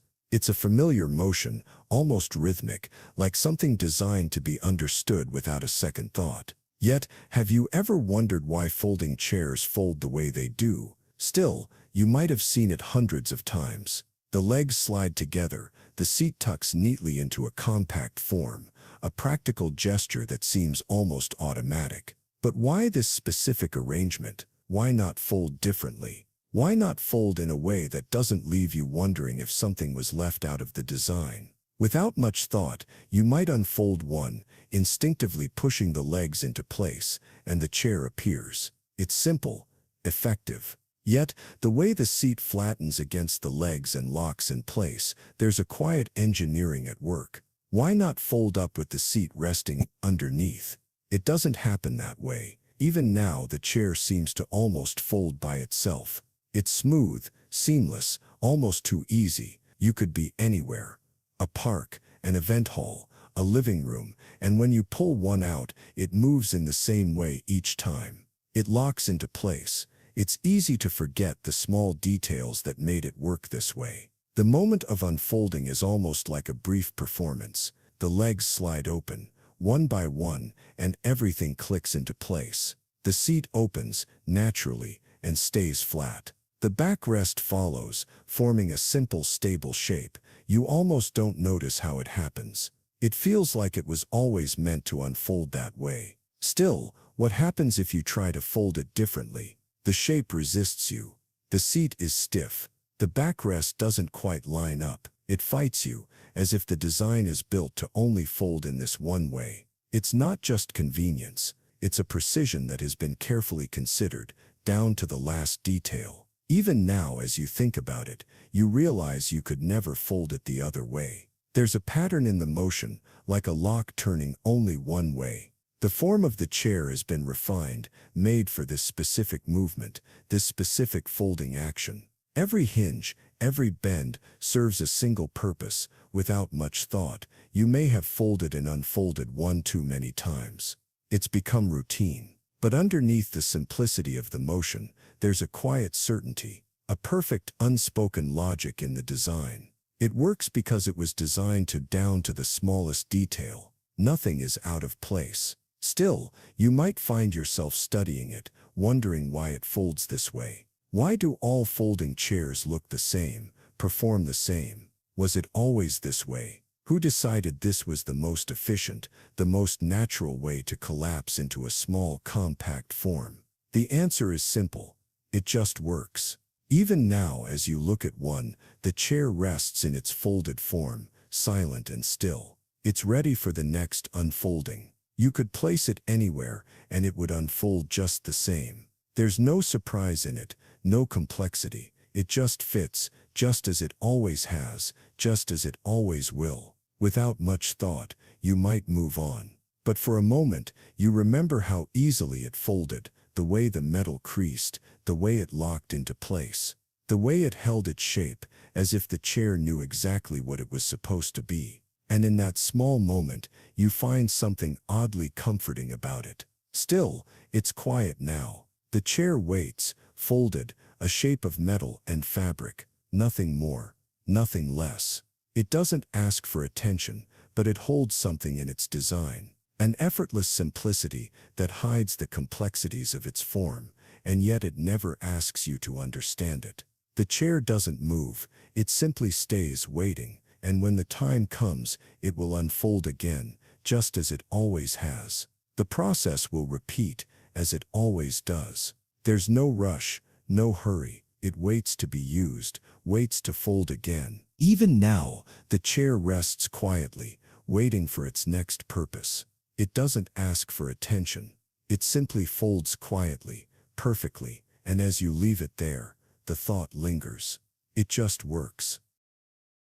There's something about it, isn't there? The hollow sound. You press your hand gently against the side of a cardboard box, and it vibrates with a strange emptiness, a quiet resonance.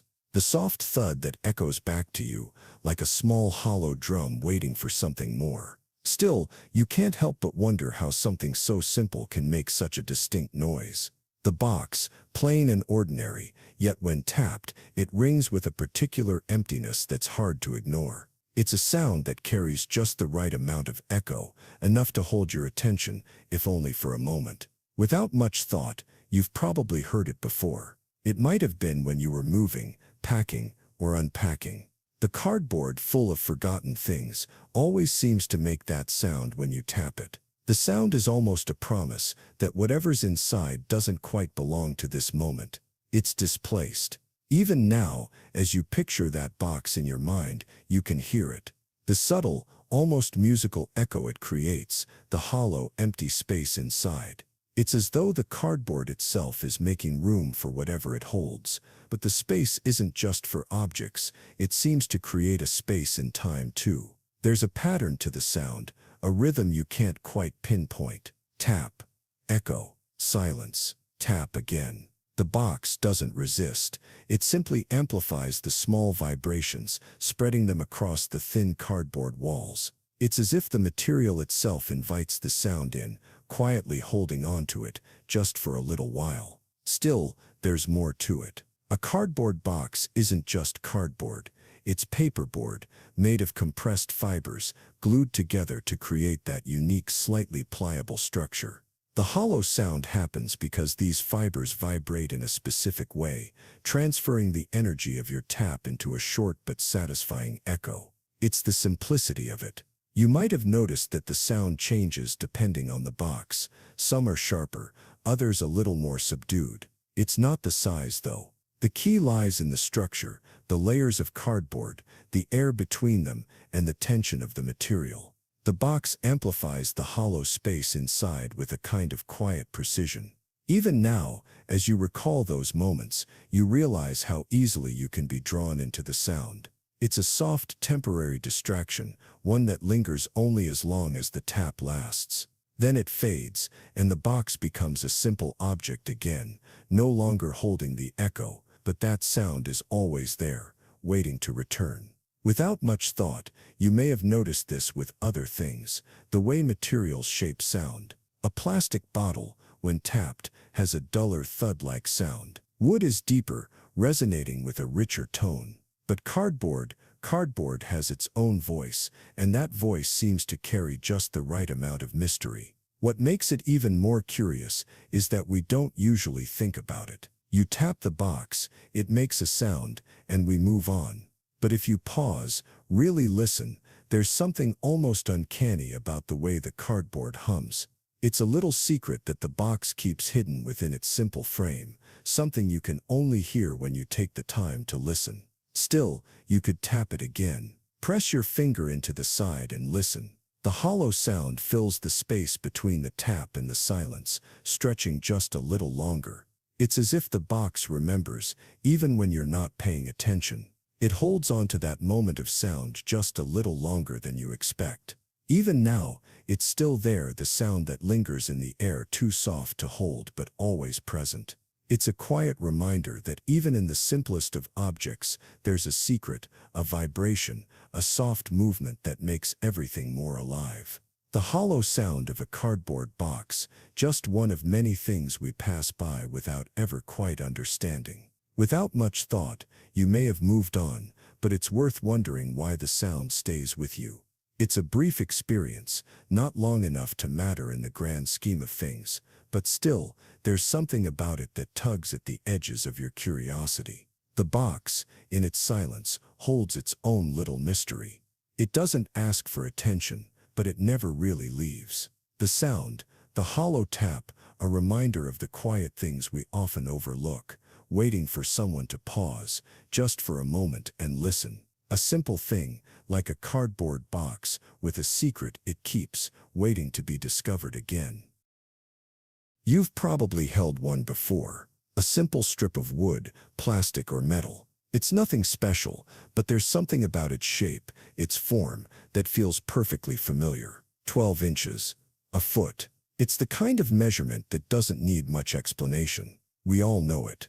Still, there's something curious about this length. Why stop at 12 inches? There are other lengths, other measurements that could have become the standard, but somehow, 12 inches became the length we reach for when we need to measure, when we need precision. It feels almost too perfect.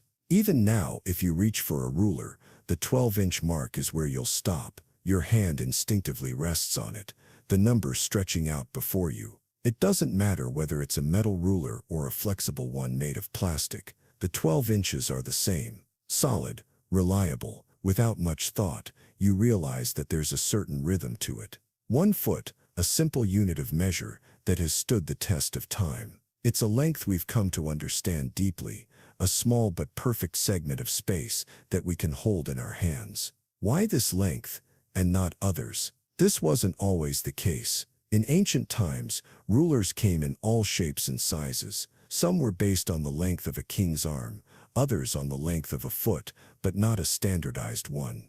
In ancient Egypt, a foot was measured by the length of the pharaoh's foot, which could vary widely. Still, the idea of a foot continued to persist. It seemed right. A foot is something everyone has, and so over time, the measurement became standardized, its length gradually agreed upon. But why exactly 12 inches? Why not 10 or 14? The answer lies in an ancient system of counting. Even now, we still count in 12s, not 10s. 12 is a number that seems to fit the human experience in a way that 10 cannot. It's divisible by many numbers, 2, 3, 4, 6. It's a perfect number for creating smaller sections and parts. We see this in hours, in months, in measurements. Without much thought, you start to realize how much of our world operates in 12s. The time, on a clock. The months of the year, the number of pieces in a dozen. It's a number that keeps returning, quietly shaping our lives, our systems, and even the tools we use every day. 12 feels complete, doesn't it? A circle that can be divided, split, used in countless ways. You could imagine a ruler that went on forever, but 12 inches, 1 foot, feels just right. It's the perfect length for holding in your hand, for making sense of things around you. Even today, in the digital age, we rely on the concept of 12 inches, 1 foot. Computers use bytes, not just for efficiency, but because they break down easily into smaller, manageable sections. Systems of measurement may be more complex now, but the idea of 12 still stands as the foundation. And yet, as much as we use the 12-inch ruler, it still holds a sense of mystery. It's the same length every time, but it carries with it an ancient logic that continues to shape the way we understand space. A single foot, a length that spans the past and the present. Without much thought, you might pause and reflect on how simple measurements can carry so much weight. They aren't just numbers on a page, they're a link to the past, a thread through history, a reminder of how we've come to organize our world. The 12-inch ruler is a small part of that story. You might wonder, as you look at the ruler in your hand, how many other simple tools hold the same quiet weight. How many objects have been shaped by time, by tradition, by the quiet passing of numbers. The 12-inch ruler might just be one of the most unassuming, yet most influential. Still, you might not think about it much. It's just a ruler after all. But every time you pick it up, there's a quiet pull, a small thread that connects you to something older, to a time when the world was measured in ways that still echo in the systems we use today. And tomorrow, when you reach for the ruler again, it will still be the same. The same length, the same pattern. 1 foot, it doesn't ask for attention, but it never truly leaves. Either, it simply waits, there in your hand, a small and steady reminder of the world that came before. There's a quiet click when you press down on the stapler. It's almost a secret sound, something familiar but unnoticed. The movement feels automatic, just a simple press, and yet there's something fascinating about it. The stapler does more than what it seems to do. You don't really think about it, but it does. Still, there's a small resistance before the metal teeth bite into the paper. That pause, as the pressure builds, is brief, almost imperceptible. The stapler holds the sheets together, and with the flick of your wrist, it's done. But even as it works, you hardly notice how much more it's capable of. Without much thought, you move on to the next sheet, stapling one after the other. Each press seems the same, each sound the same, but somewhere in the background, the stapler is shifting, adapting. What was once just a tool for one simple task is quietly becoming something far more versatile. Without telling you, it begins to change. Even now, you might find yourself adjusting the stapler without thinking. You slide it open, revealing a small compartment. You add more staples, and without much effort, you return to the task at hand. The stapler doesn't need instructions. It simply adapts to your needs, expanding its usefulness in the background, unnoticed. It's strange, isn't it? How something so simple, so small can quietly transform. The stapler, in its quiet, unassuming way, becomes multi-purpose without anyone ever noticing the shift. It's like it knows what you need before you do, slipping into new roles with a quiet ease that you can't quite place. The first time you discover a stapler's hidden feature, perhaps it's the ability to pin things to a corkboard, or maybe it's the small latch that lets you remove the staples. It feels almost like a secret. A tool that was once so simple suddenly reveals a new side, without much fanfare or explanation. Just there, waiting. Still, you continue your work, stapling papers together, feeling the soft, steady rhythm of it. It's almost soothing, the way the stapler moves through its motions. And yet, each time it presses down, it's subtly altering what it can do. A simple click, a small shift, and you hardly notice. It's just part of the process. You might not even stop to consider that the stapler has more than one mode. The same device that binds your papers can also be used to remove staples. It's like a quiet transformation, from binder to unbinder, from locked together to separate once again. All of it, without a word, without explanation. And yet the stapler doesn't need to announce its versatility. It shifts smoothly between tasks, without a moment's hesitation. You might have only ever used it to staple, but one day, you'll notice the lever on the side. Maybe it's to release a jam or remove a staple, but suddenly you realize how much it can do. Without much thought, you move to the next task, stapling more papers. The stapler is always there, working, adapting. It doesn't ask for attention, but it quietly shifts its purpose with each press. Every movement is smooth, automatic. The stapler, in its unassuming way, becomes more than you ever realized. Even now, as you return to your work, the stapler remains in the background, doing its job without fuss, but somewhere in the mechanics, the tool is still changing. It knows that with a small twist, it can move from one task to another, without you asking, without you noticing. It expands in purpose. It's a quiet evolution, isn't it? The stapler's transformation happens so gently, so naturally, that it's easy to overlook. Each press, each click, brings with it a new possibility. A device that started with one purpose can shift so effortlessly into another. No need to tell you, it simply does. The next time you reach for the stapler, you might notice something different, a small button or latch you never considered. And in that moment, you'll realize that it was never just a one-function tool. It was always more. It was just waiting for you to discover it.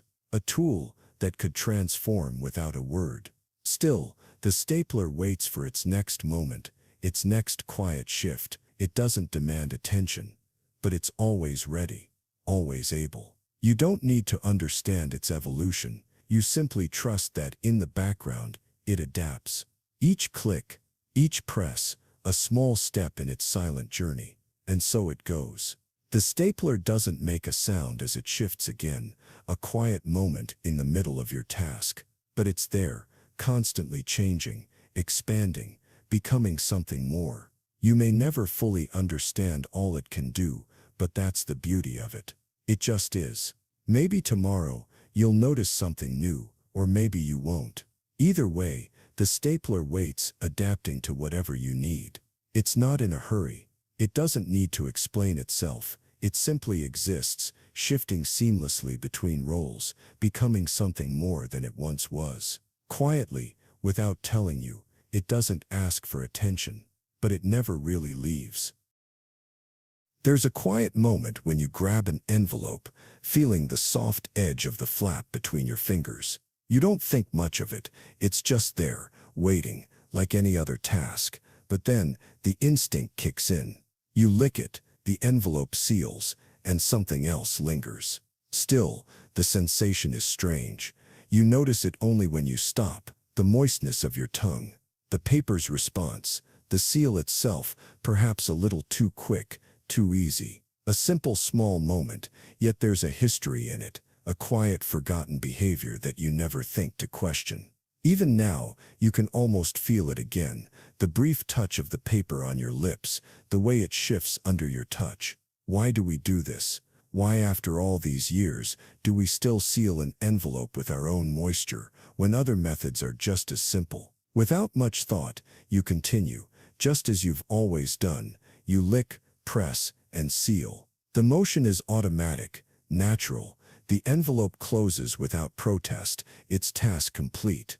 But when was the last time you wondered why that particular flap is the way it is? Why not a sticker? Why not something easier? Perhaps, without knowing it, you're carrying on a small ritual, one that has lasted longer than most of the things we do today. The gum on an envelope flap, simple, unnoticed, but somehow permanent. And somehow still more reliable, even in the world of adhesive labels and stickers.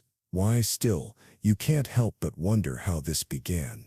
The act itself, licking the flap, seems so familiar, but where did it come from? It's not something we learn in childhood. It just happens. It's passed on, like a quiet tradition. The paper, the flap, and that quick subtle lick, we don't think twice. There's a reason it's been this way. The gum on the flap is practical, simple, and cost-effective, but it's also a detail most don't consider, because it's been there, like the quiet hum of a room you've grown used to. You don't notice it until the rhythm is broken, until it's interrupted, and yet when you do stop to think about it, the mechanics are almost amusing. You're using your own body to seal something, to complete the task. It's a small personal interaction with an object that might otherwise be just paper and glue. It becomes yours in a way, as soon as you seal it. Even now, when the task is done, it's easy to forget that the gum was once a novelty. When envelopes were first made, they came with wax seals or glued edges, both of which required far more effort.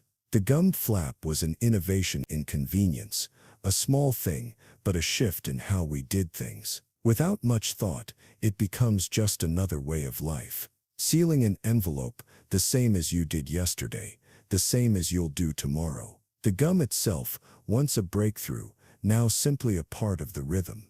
But it wasn't always this way. It wasn't always so simple, so familiar. It evolved. The gummed flap appeared in the late 1800s, a clever answer to the problem of sealing letters. Before that, the wax seal or glued edges were the norm. But the gum offered something easier, something you could do with your own hands, without waiting for anything to set or harden. It was fast, efficient. Still, something about that method feels timeless, doesn't it? It's more than just function. It's a habit now, so embedded that you rarely think about it. Even in a world of stickers, easy adhesives, and peel-off tabs, we still return to the old way. The lick, the press, the paper fold.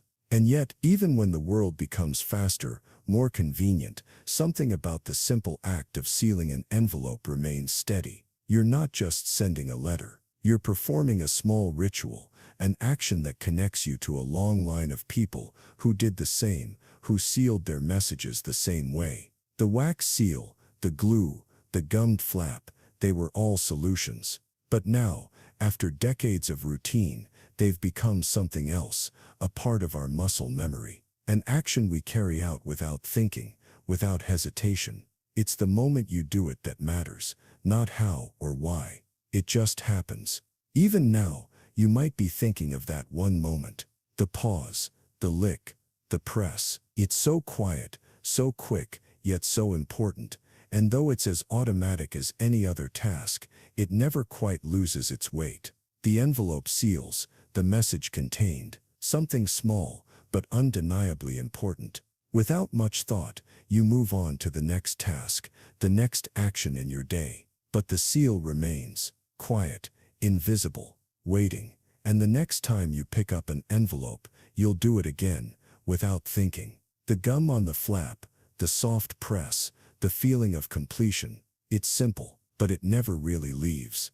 And still, you'll carry that quiet knowledge with you. Even as you lick, press, and seal, something in you will remember the way it was done before, the way it's been done for so long. The ritual, the connection. It doesn't ask for attention, but it never really leaves. It simply waits, quiet, unchanged. You might have noticed it before, the slow, steady rotation of the plate inside your microwave. The way it turns without you having to do a thing, a quiet movement that's become almost second nature. It's so ordinary, yet there's something quietly fascinating about it. Why does it spin, and why don't ovens do the same?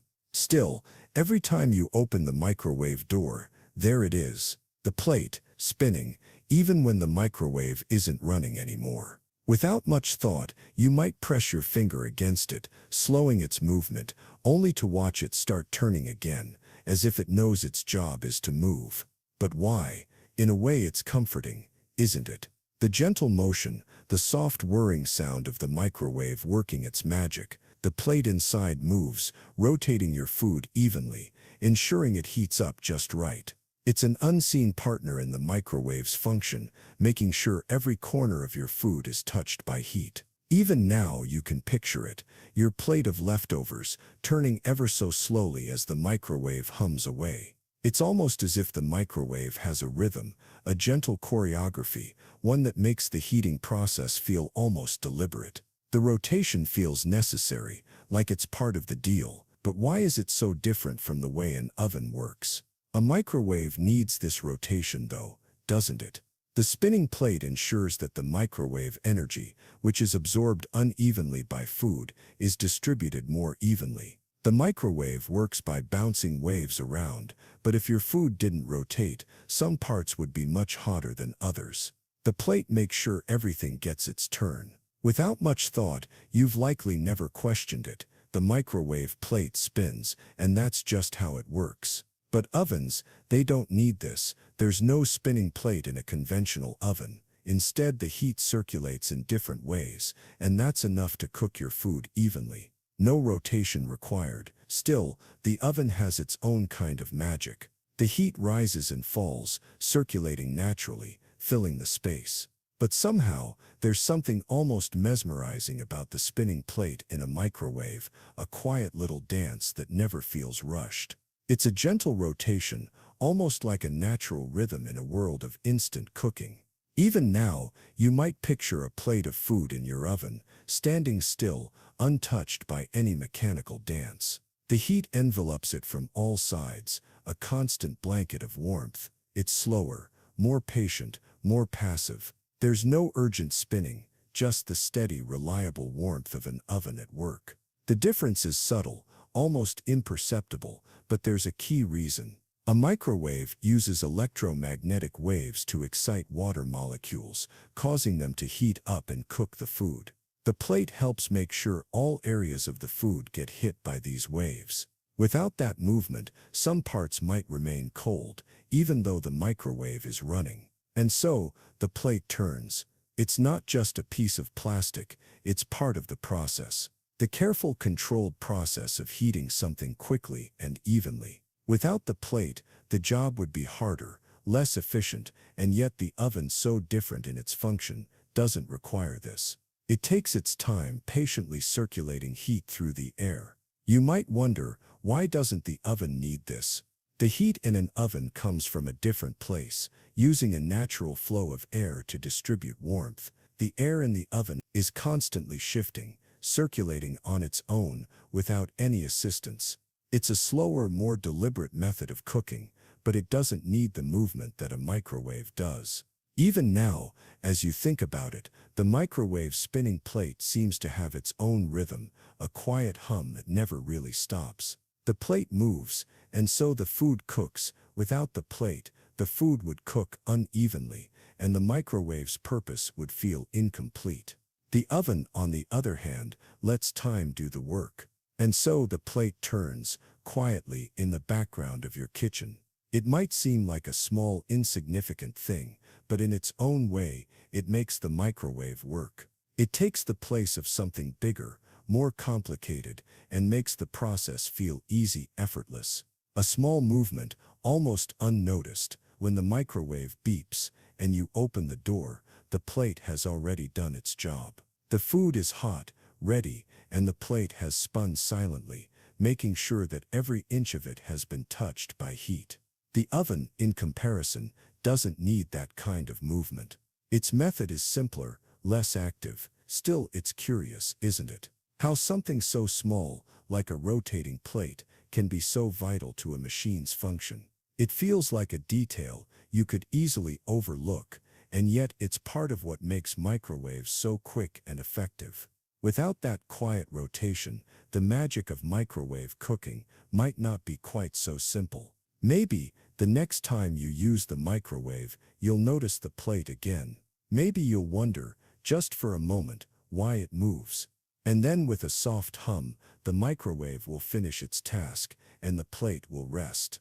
The kitchen will return to its quiet rhythm, and the plate will simply wait for the next meal. The cool, smooth ball inside a roll-on deodorant rests quietly in its little metal casing. You hold it in your hand, just for a moment, and notice how it glides effortlessly across your skin. No friction, no struggle. It's almost as if it's anticipating your next move. Still, you don't think about it, it just works. The ball spins with the lightest touch, coating your skin with just the right amount of liquid. It's almost too easy. A simple flick of the wrist, and the process is done. But the ball's quiet performance, it turns out, is no accident. Even now you can picture it. The way the ball rolls across your skin, distributing the liquid evenly, silently, as though it knows exactly how much to release. There's a certain rhythm to it, one that you can't quite place, but you feel it every time. It's reliable, quiet, hidden beneath the surface. You might not have thought about it before, but the ball is engineered for just this purpose. Its smoothness, its size, its weight, every detail is designed to ensure that it rolls effortlessly without any mess. It's the simplest of actions, yet it's been refined to perfection through quiet, careful design. Without much thought, you can feel the slight resistance in the ball, just enough to let you know it's there, but not enough to interrupt the flow. It turns with a gentle precision, a perfect balance of friction and freedom. It's like a secret dance between the ball and the liquid, working in harmony. There's something almost meditative about the way it rolls. The small circular motion is so natural, almost comforting. A movement so simple, yet it's the result of countless decisions made to ensure it feels just right. The ball doesn't move too quickly, doesn't stop abruptly. It flows in a way that feels effortless. The ball is made of a special material, smooth, durable, resistant to wear. Its size is just right, large enough to spread the liquid, but small enough to move fluidly. A subtle engineering marvel, it stays in motion long enough to coat your skin, then stops, never too much, never too little, just enough. Still, it's easy to overlook. The ball works, and that's all that matters. It does what it's supposed to do without any drama. But underneath the simple function lies a series of considerations that shape the way it feels to use. The ball is always there, quietly doing its job, never demanding attention. In a way, it's an object that exists in the background. We don't see its inner workings, and we don't need to. It's just there, rolling across our skin in a smooth, calming rhythm. It doesn't need to impress. It doesn't need to stand out. It simply needs to work, and it does, quietly. Even now, as you think about it, you might wonder how something so simple could be so effective. The smoothness, the controlled release of liquid, the way it fits into its casing, yet feels almost weightless as it moves.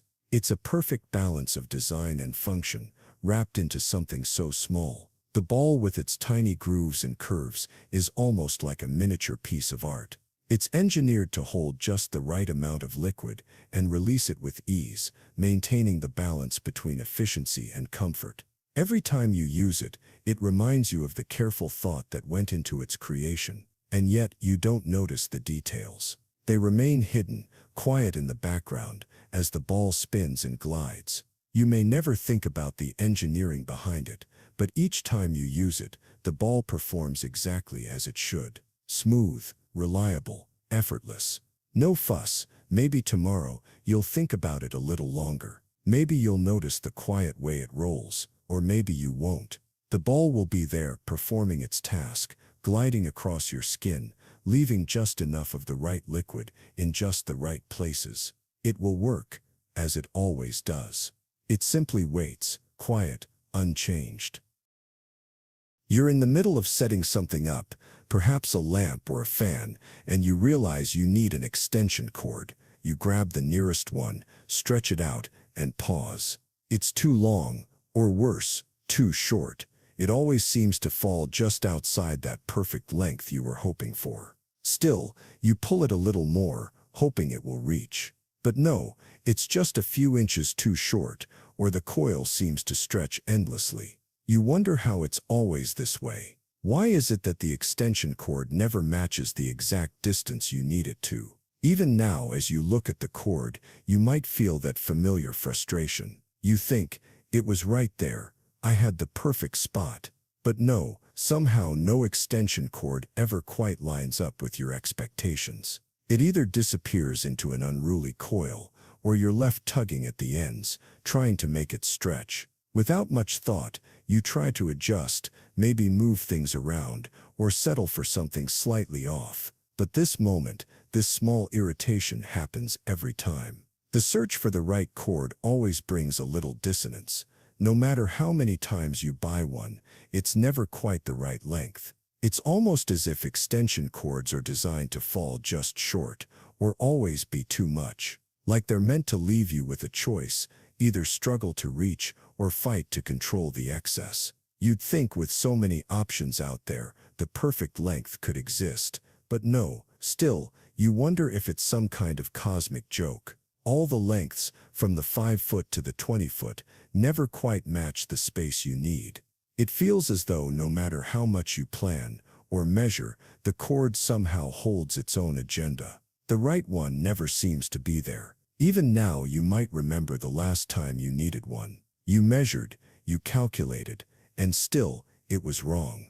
There was too much slack, or it didn't reach far enough. You could almost swear it wasn't an accident, like someone decided the right length was never in your grasp, no matter how many options you had. Without much thought, you move on. You use the too long one, wrapping it around a chair, or the too short one, making do with an extra power strip. But it doesn't stop the question from lingering. Why can't they just make one that fits? Why do we always seem to fall short of what we need? There's something oddly specific about the frustration that comes with an extension cord. It's not a life-changing problem, but it's a quiet, persistent nuisance that follows you through so many small tasks. It becomes one of those little things that never quite gets fixed, always quietly just off. Still, you try to adapt. You think, maybe next time it will be different. Maybe next time there will be a cord that's just right. But deep down you know it will never happen. The extension cord will always remain just a little too long or a little too short, no matter how carefully you plan. It's almost like a tiny reminder of life's imperfections, those little things that never quite work out, no matter how much we try. The extension cord becomes symbolic of the larger picture, that sometimes, even when we're sure of the details, they don't align perfectly, and we're left adjusting. Even now you might be sitting in your space, thinking about it. The cord sprawled across the floor, or coiled in a corner. It never quite fits the way you want it to, but it works somehow. That small stretch, that slight imbalance, remains part of the puzzle. Without much thought, you've probably accepted it. The cord doesn't need to be perfect. It doesn't need to match the distance exactly. It's just there, doing its job, just like the moments in life that come close, but never fully line up with our expectations. And maybe that's enough. Still, there's something about that exactness that nags at you. You could move things around or adjust the setup, but the cord remains. The small lingering frustration of its wrongness. You might not even care all that much, but it will stay there, silently existing in your space, always too long or too short. Even now, as you stand, the thought drifts back again. A perfect length would be nice. But then you realize the cord doesn't ask to be perfect. It just stretches out, doing its job without needing validation. Maybe we all fit into places that aren't perfect, and that's okay.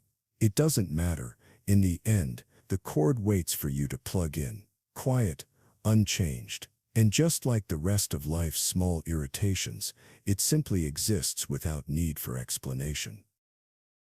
There's something almost comforting about the perforated sheets of toilet paper. The way each tier is precise, predictable, as if it's meant to be that way. It's an odd thing, isn't it? How something so simple, so often overlooked, has its own carefully designed rhythm. A rhythm that fits just right. Still, when you pull a sheet, it comes away with that little tearing sound, perfect every time. The lines on the paper, the tiny holes, guide your hand in a way you don't think about until it's happening. Those small indentations are part of the pattern, guiding you without asking for attention. Even now you can probably picture it, those tiny, evenly spaced perforations across the roll, the paper tearing cleanly at the edge. It's almost like the paper knows how much to give.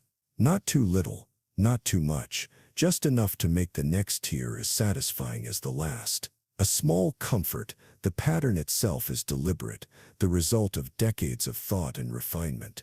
It may seem simple, but the way toilet paper is perforated has been designed for a reason. If you've ever wondered why the sheets don't tear anywhere but along the perforations, it's because that's where the fibers are meant to give, a perfect balance of strength and ease. Without much thought, we accept it.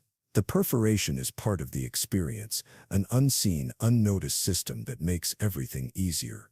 The way the paper unfolds, the sound it makes as it rips cleanly, the shape of the tier and even the distance between sheets, all designed to create the smoothest, least frustrating experience possible. In earlier versions of toilet paper, the perforations weren't as precise. The sheets were often too thin or too stiff, causing them to tear in uneven, jagged ways. It wasn't until manufacturers started experimenting with this pattern of perforation that things began to change. The paper needed to be strong, but also easy to tear at the right place. Even now you can feel the difference when the perforations aren't quite right. Maybe the paper is too thin and the edges don't align, or perhaps it's too thick and the tear doesn't come clean. But when it's just right, the paper glides off the roll and the tear is smooth, almost satisfying. It wasn't always like this. Early toilet paper rolls were often sold without perforations, relying on the user to tear off the right amount by hand. But over time it became clear that a more standardized approach was needed. Perforations solved that problem, making it easier to pull off the right amount of paper every time. The quiet perfection of those perforated sheets is part of something larger, a small but important detail that makes everyday life a little more predictable. Even in something as simple as toilet paper, we rely on the design to make the task at hand as effortless as possible, without us even noticing the pattern. You've probably never thought twice about it, but if you stop and observe, you'll notice the distance between the perforations is nearly always the same. It's just right, not too close, not too far apart. That consistency is there to prevent waste. Every tear, every pull, designed for just the right amount of paper to be used. Perhaps it's this precision, this quiet efficiency, that makes us so accustomed to it. Over time, the pattern has become second nature.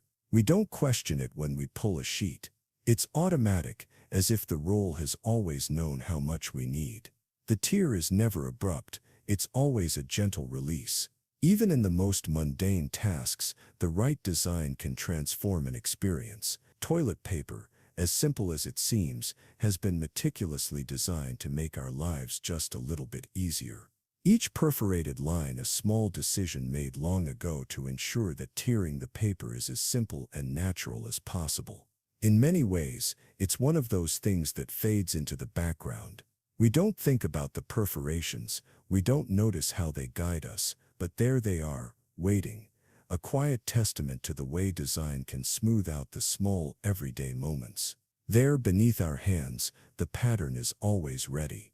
Maybe you'll notice it next time, or maybe like so many other quiet details, it will slip away unnoticed. But every time you pull that sheet, you'll feel the smooth, predictable tear, the subtle rhythm, the unspoken perfection. The perforations, always in place, always there, guiding you through the motion with quiet precision. The sound of boiling water fills the air, a soft bubbling beneath the lid. It's a sound that has become so familiar, almost unnoticed. You lift the pasta spoon, the long handle smooth under your grip. You dip it in, and there it is, a hole, perfectly sized, waiting. Still, the hole seems so simple. Just a small void in the center of the spoon. Yet if you've ever used one, you may have noticed something strange. It's as if this little gap was designed for something more than just draining water. It holds a purpose, and that purpose might surprise you. Without much thought, we rely on that hole every time. It's a quiet tool, a simple feature. But when you lift the pasta from the water, the amount that fits through that hole, it's exactly one serving. Perfectly measured, as if the spoon knows exactly what you need. Even now you might wonder how it's possible. It doesn't seem like much, a small gap, no more than an inch wide. Yet, when you fill the spoon, it's just right. The perfect amount for one person. Not too much, not too little. Just enough to make a meal. A forgotten detail, perhaps. How many times have you grabbed the pasta spoon without ever noticing that small hole, that perfect guide? It's a subtle design, one that doesn't demand attention, but always delivers. The hole isn't just there to drain the water, it's there to measure, to guide. The shape of the spoon, its long handle and slight curve, works in harmony with the hole. The pasta, wet and soft, falls through it with ease. The design isn't accidental, it's crafted for efficiency. Every movement is deliberate, and it's always there, waiting, guiding the right portion. Even the thickness of the spoon around the hole plays a role. The pasta doesn't fall off the sides, it stays intact, just enough to fill the spoon. The hole isn't just a gap, it's a small functional detail. the quiet mark of a tool that understands how much you need. A small object, seen differently, that hole, often overlooked, is more than a feature. It's the answer to an everyday question: how much is one serving? The spoon doesn't need to explain itself. You don't need to measure. The hole tells you without a word what's right. The truth is, the hole doesn't just help with pasta, it's a subtle reminder of how design works. Small, seemingly insignificant details can shape our daily lives in ways we don't always realize. The spoon measures, guides, without fanfare, and in its quiet way, it becomes part of the process. Without much thought, you may have reached for that spoon countless times, knowing that the hole would offer exactly what you need. It's intuitive, it's simple, it's the same every time. No need for scales, no need for counting. The pasta spoon simply knows what you need. A micro-observation reveals itself. The hole holds something deeper than utility. It holds a kind of quiet wisdom, a small act of perfection in a world of complexity. The spoon offers a portion, measured not in numbers, but in simplicity. The kind of simplicity we often overlook. It's funny how we rarely notice the small things, the quiet details that make our lives easier. But in this spoon, the hole becomes a small symbol of practicality. You don't need to question the serving size. You don't need to ask. The spoon has already decided. A still moment hangs in the air, and you realize the hole isn't just for draining. It's part of the rhythm. The spoon dips into the water, lifts the pasta, and there, in that small space, the perfect amount is held. No calculations, no effort, just a small, steady guide. Even now, after countless meals, you may still be surprised by the precision of it. The hole isn't just an afterthought. It's a perfect design, a simple answer to a question we don't ask. How much is enough? One serving. It's always one serving, and the spoon knows exactly where to stop. Without much thought, it becomes clear. The spoon is more than a tool. It's a silent teacher, showing us how small things can have purpose. It's easy to overlook, easy to forget, but when you need it, the hole is there, quiet, precise, and ready, just as it always has been. Maybe you'll notice it next time you grab the spoon, or maybe you won't, but the design will be there, waiting, shaping the perfect portion. The hole simply waits, quiet, unchanged, and when you lift the spoon, it will always hold exactly what you need, always. The room is quiet, the hum of the air conditioning barely audible. But then, somewhere above you, a soft buzzing begins. It's faint, almost like a whisper in the background. The fluorescent lights overhead flicker ever so slightly, creating a steady hum that fills the space with a subtle tension. You might not even notice it at first. It's that kind of sound, quiet, consistent, almost part of the atmosphere. But once you hear it, it stays. The soft buzz, the low vibration, as if the lights themselves are quietly speaking to each other, an invisible conversation above your head. Still, it's easy to ignore. Most people do. It's just part of the background, right? That steady hum. The overhead lights are just doing their job, illuminating the space, casting a gentle glow over the room. But that sound, it's always there. A subtle reminder that even the simplest things can have their own rhythm. Even now, that soft buzzing persists in many office buildings, in warehouses, in classrooms. It's a sound you've probably heard countless times before. The flicker of fluorescent bulbs, their electrical hum, creating an atmosphere that's just a little bit more alive than it seems.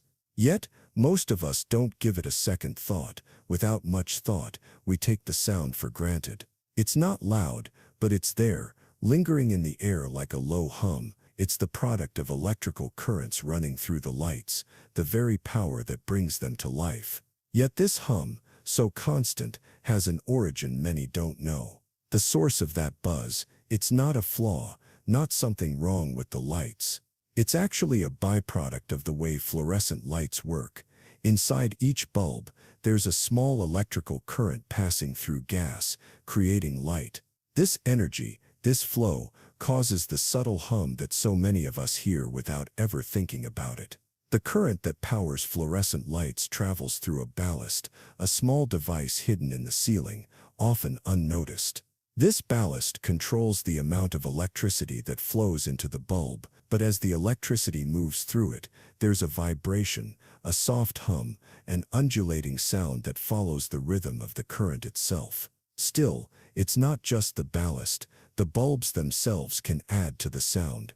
As the electrical current flows through the gas in the tube, the vibrations cause the glass to emit a subtle resonance. It's as though the entire bulb, from the filament to the glass, is participating in a quiet, unnoticed symphony of its own. Even now, you might be sitting under those very lights, hearing the hum in the background, and not fully aware of why it's there.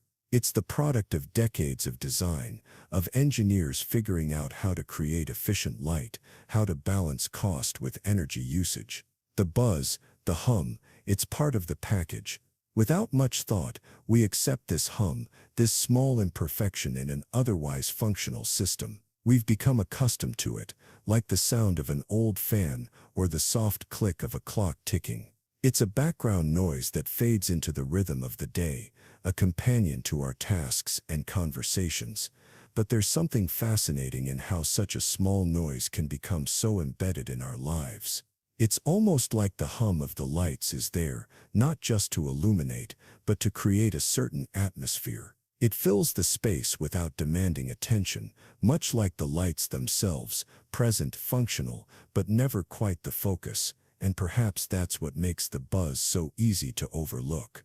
It's never loud enough to be bothersome, never constant enough to break the silence. It's a sound that blends in, becomes part of the air you breathe. It's the kind of noise that's meant to stay in the background, unnoticed yet essential. Tomorrow, when you walk into the office again, you might hear it right away, or maybe it will fade into the background once more. But the hum, the subtle buzzing sound, will always be there, quietly reminding you of the power running through the room, of the lights that illuminate your day. Even if you don't hear it consciously, it will still be there. That hum, the soft vibration of energy, ever present, ever steady. A reminder that even in the most ordinary things, there are rhythms, small noises, hidden workings that we live with every day without ever fully understanding them.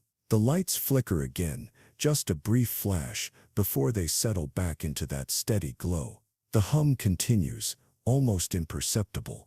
And for now, you simply continue with your day, as you always have. The lights do their job, and the hum, just a whisper in the background, quietly fades into the fabric of your routine. There's something about the way a plastic fork feels in your hand, the lightweight, almost hollow sensation, as if it could snap at any moment. You grip it, and there's a faint flex as the prongs press against the food, but it's when you start eating that the quiet design shows itself. Still, you don't notice it right away. You're focused on the meal in front of you, the soft hum of conversation around you. The fork slides through the food with ease, and for a few moments it feels strong enough. But then, as you lift it, a slight bend occurs, just a little. The fork holds for a while, but it's never built to last. It doesn't break immediately. No, that would be too obvious. Instead, it bends just enough, quietly reminding you that it wasn't meant for much more than a quick snack. Maybe a salad, maybe a piece of fruit, just a few bites. Even now, as you use the fork, you might feel that subtle shift. The flex in the handle, the slight curve that appears when you apply too much pressure. The design is deliberate. Plastic cutlery is made with just enough give to break when it's needed most. Not before, not after, just right. Without much thought, you might move to the next bite, adjusting your grip. The plastic flexes again, but it holds. It's almost as if it knows the line, the point at which it becomes just weak enough to fail. Too much pressure, and you'll be left holding nothing but the handle. There's an odd comfort in the predictability of it, isn't there? The way plastic cutlery isn't made to endure, but rather to serve its purpose quickly and then give way. You've used it countless times, perhaps never really thinking about it. It's just a tool, something that lets you eat without much hassle. And yet it isn't. Still, the design isn't random. There's a calculated precision in how it breaks, a balance between strength and weakness. Too strong, and it would last longer than necessary. Too weak, and it would snap before you could finish. This is the sweet spot, just enough durability to get through the meal, and then the break. The beauty lies in the simplicity. The plastic, not quite sturdy enough to last, not quite fragile enough to snap without warning. It's engineered to break just at the right moment. It holds together until it doesn't. That's the trick, to have it perform exactly as it's expected to, without ever over-delivering. Even now, you might pause as you notice the curve of the fork in your hand. It's just a slight bend, barely noticeable, but it's there. It's a reminder of the fork's design.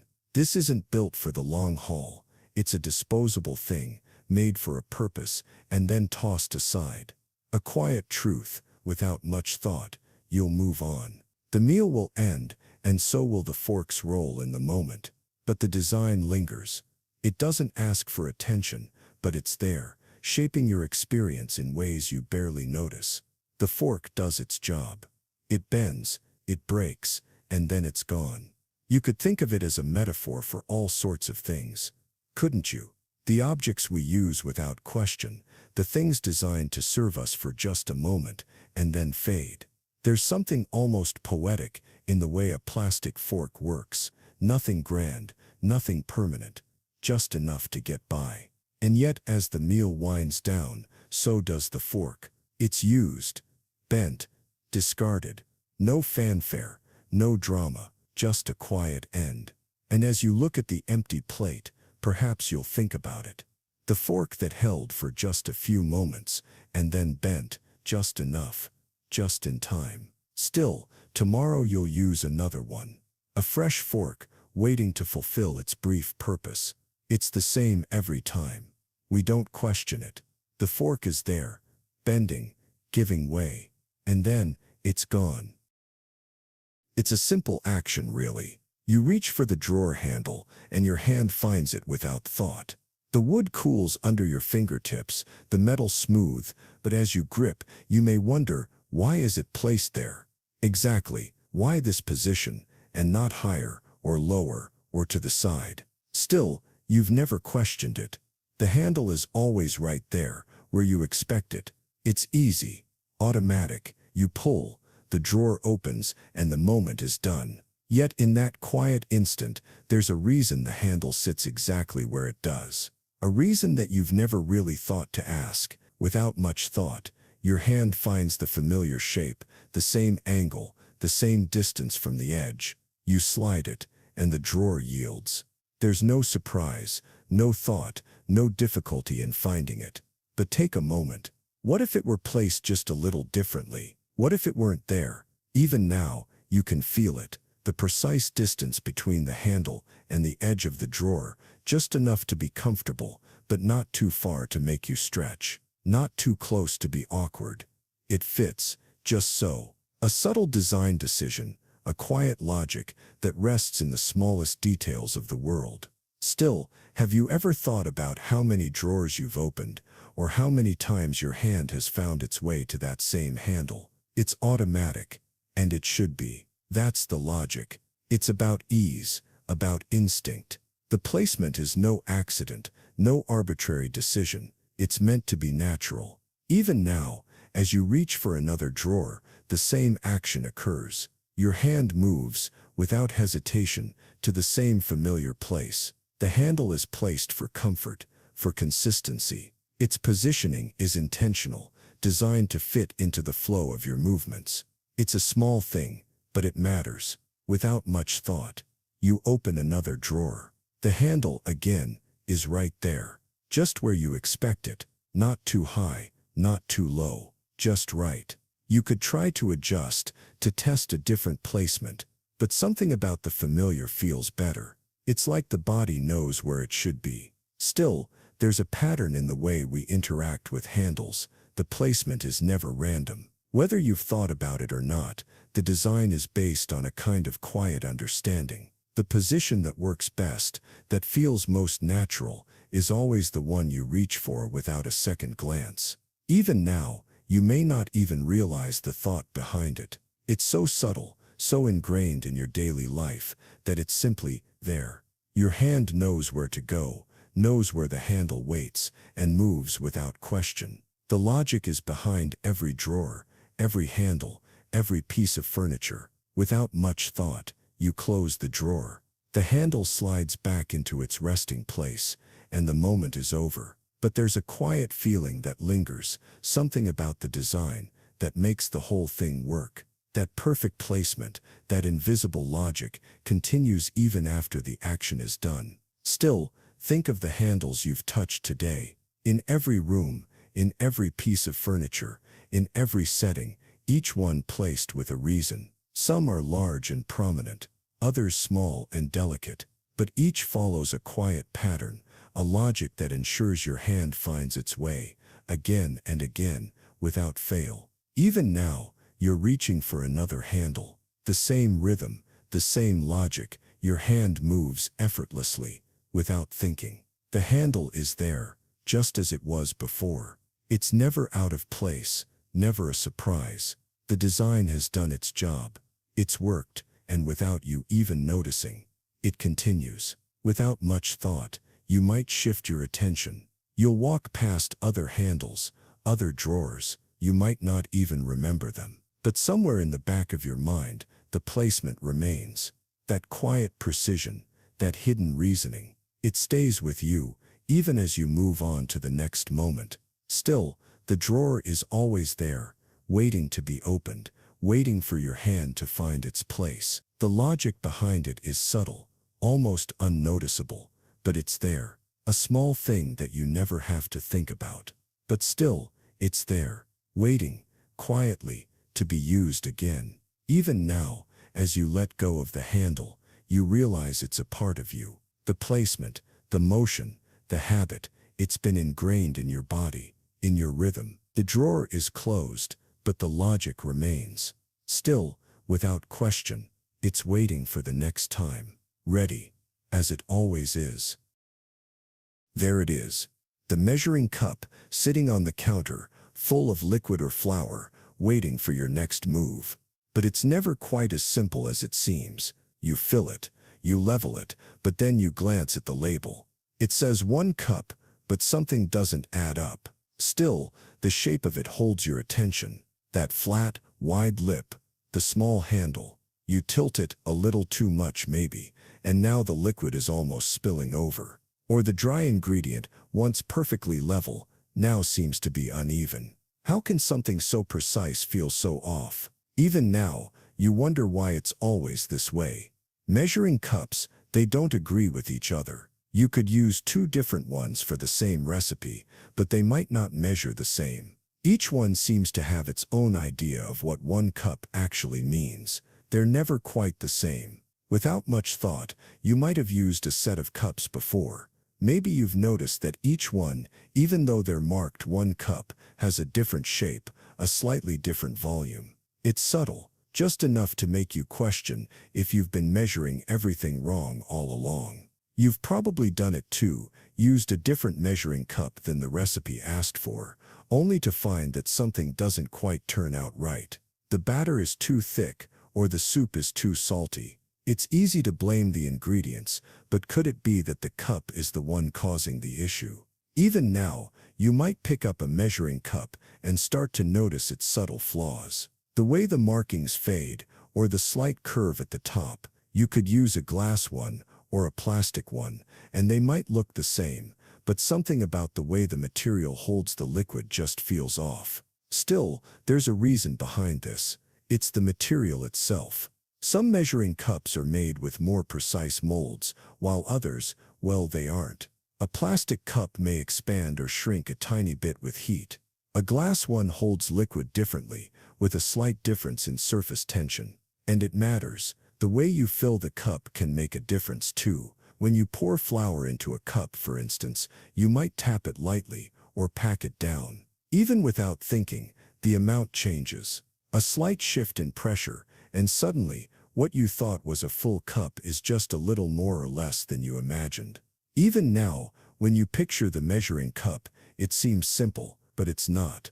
That space inside it is not always perfectly uniform, even if it's labeled 1 cup. The way it holds your ingredient, the slight shifts in air pressure, the difference in the way you fill it, they all combine to make each measurement just a bit different. Without much thought, you may have noticed this inconsistency in your own kitchen. That subtle frustration. You pour, level, and try your best to get it just right, but every time you measure, it feels like you're doing it slightly differently. There's always something that doesn't quite add up, a little less here, a little more there. Still, the act of measuring itself is a quiet reflection of how we deal with the world.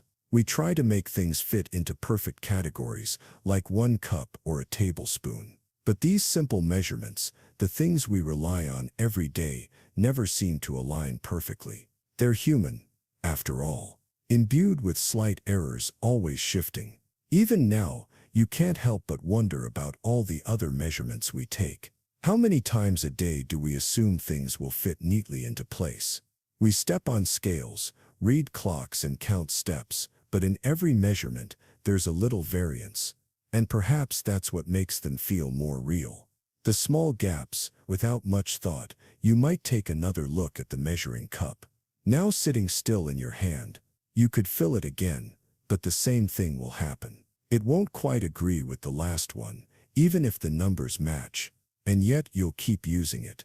The small errors don't matter much in the grand scheme. You might find yourself thinking about it more than you expect. The way the cup holds the liquid, the way the material reacts to the weight, even something so simple, something you use almost every day, becomes a subtle, imperfect reflection of how we measure everything else in life. Still, there's comfort in this imperfection. It's a quiet reminder that even when things don't seem to fit together perfectly, we still make it work.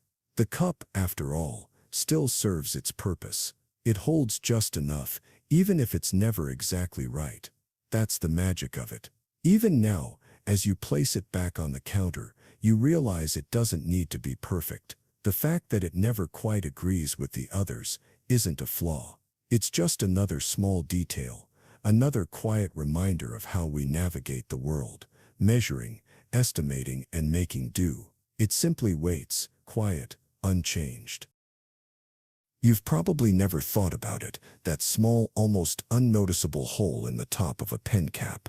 It's not something you pay attention to, but there it is, small and round, sitting quietly atop the pen. It seems almost out of place, yet it's always been there. Still, it serves a purpose. Something so tiny, so simple, yet so important. At first glance, it might seem like a design flaw, a forgotten detail. But over time, it has proven to be anything but. It's a small hole that could have saved lives, that helped shape the way we think about safety. Even now, you might be holding a pen, you glance at the cap, the hole's still there, a silent part of the design. You might have never wondered why it's there, or you might have thought it was just an afterthought, but there's a reason, a quiet history behind it. Without much thought, you might twist the cap off, put the pen in your hand, and continue with your day. But that small hole remains, hidden in plain sight. It's something you've seen 1,000 times before, yet it holds an answer to a question you never thought to ask. In the 1960s, a simple design flaw became a serious issue. The problem was choking. Pen caps, particularly on pens used by children, were easily swallowed. Children, curious as they are, often put things in their mouths. If the cap was swallowed, it could block the airway, creating a dangerous situation. Still, designers continued to craft pen caps with no thought to this problem. A small, airtight cap could easily be inhaled, creating a potential hazard. It wasn't until the early 1970s that the tiny hole made its appearance, a small, seemingly insignificant addition to the cap that would change everything. The hole wasn't just a random detail, it was a solution. By adding a small hole to the cap, designers ensured that if the cap were swallowed, air could still flow through it. The hole created a way for the child to breathe, even if the cap was lodged in their throat. It was a simple fix. Even now, the hole remains a quiet part of every pen cap. The design is so simple, you might not even notice it, but it's there, a small reminder of how sometimes the smallest details can have the greatest impact. It's a little hole, but it carries a big responsibility. Without much thought, you might use pens every day, never once questioning that tiny hole. It's just part of the cap. But it wasn't always there. Before the hole, pens could be dangerous. A tiny design decision, made decades ago, helped make an everyday object safer, without drawing much attention. The hole itself is barely noticeable. It's not something you pay attention to. But in those moments, when a child swallows a pen cap, that small hole is the difference between a minor inconvenience and a serious emergency. It's a tiny thing, but its presence is felt in the moments it prevents disaster. Still, the hole doesn't just protect children, it protects adults too. The design has been standardized across pens, ensuring that everyone who picks up a pen is safe from the same risk. A simple hole that could have been overlooked, but instead became a universal safeguard. A quiet hero in everyday design. Even now, pens without the hole are rare. Over time, the small hole has become an expected feature. It's a detail that we've all come to accept without questioning. A small thing that does its job without fanfare, quietly serving its purpose. The hole is just there, and that's enough. Without much thought, you probably never pause to think about the pen cap. It's just a cap. You twist it off, write, and move on. But when you stop to consider that tiny hole, you realize how many little things in our world are designed to protect us without ever demanding our attention. In a way, it's remarkable how such a tiny hole has persisted over the years. Something so simple, yet so necessary. The kind of thing that could have easily been forgotten, lost in the details of design. But instead, it remains a quiet part of something that we use every day. And tomorrow, when you reach for a pen again, that tiny hole will still be there. Unnoticed, yet essential. A small detail, invisible in its quiet purpose. It doesn't ask for attention, but it never really leaves. It simply waits, quietly ensuring that the simple things in life remain safe. There's a peculiar thing about bathroom mirrors. When you stand in front of one, you expect it to reflect your full image perfectly straight, but something's off. The edges of the frame, or maybe the very shape of the glass, don't align quite as you expect. The reflection, subtle but real, is off kilter. Still, you might not notice it at first. You look into the mirror, brush your teeth, adjust your hair, and everything seems fine. The image is there. It works. It's familiar. But then you step back, perhaps to wash your face or reach for something on the counter, and it hits you, just a little tilt. Even now, you can probably picture it.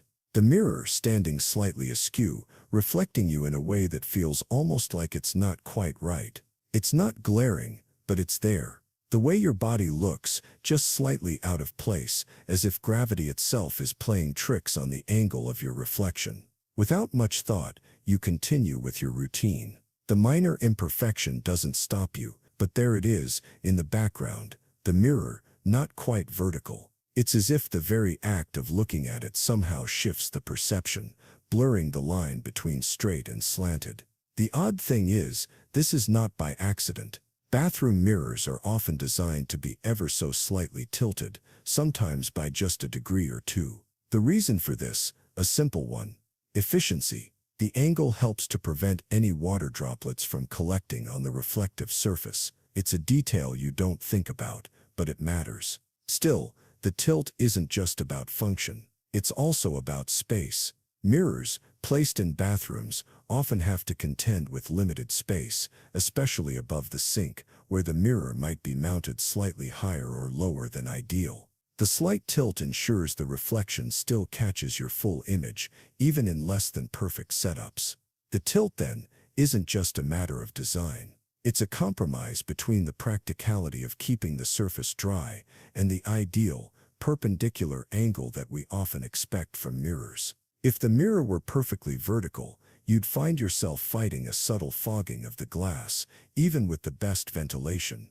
The angle keeps it clearer. Even now, you might recall the way your reflection shifts when you adjust your position. It's almost as though the mirror bends to accommodate your gaze, making sure you see what you need without obstruction. A small thing, but a deliberate choice. The mirror works with you, not just against you. Without much thought, we accept these small imperfections.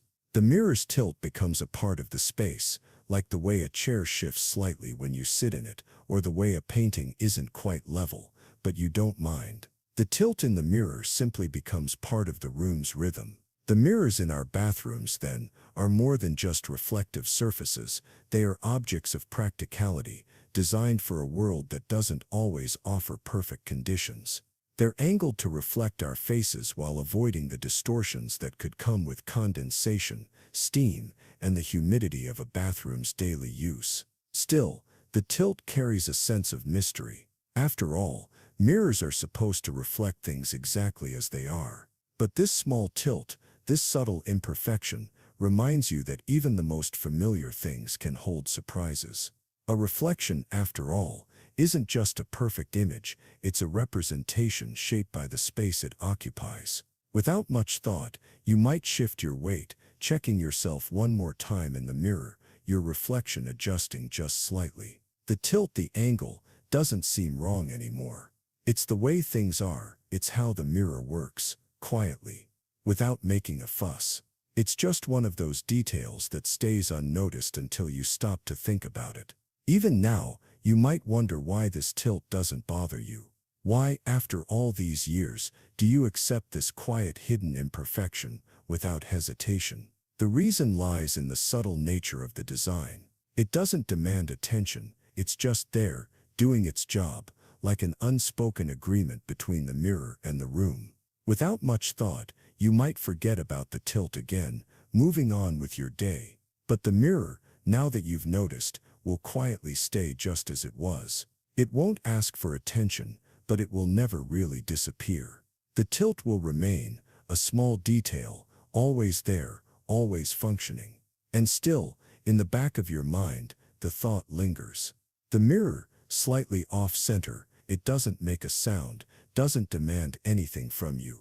Yet when you pause to look, you realize that even something as simple as a mirror can carry the weight of function and form, working together in perfect quiet. It simply waits, quiet, unchanged. You're walking through the mall, the faint hum of music blending with the shuffle of footsteps. A mannequin stands in the corner of your vision, dressed in a casual outfit, frozen in time. You glance over, your eyes briefly meeting its vacant painted face, and then you move on. It's strange how little we think about them. These silent figures scattered in store windows. They stand still, perfectly posed, yet something about them always catches your eye. You might wonder how long you've looked at it. A second, less. Even though they don't blink or breathe, they seem to hold your gaze, just a little. Still, how often do we really stop and consider the mannequin?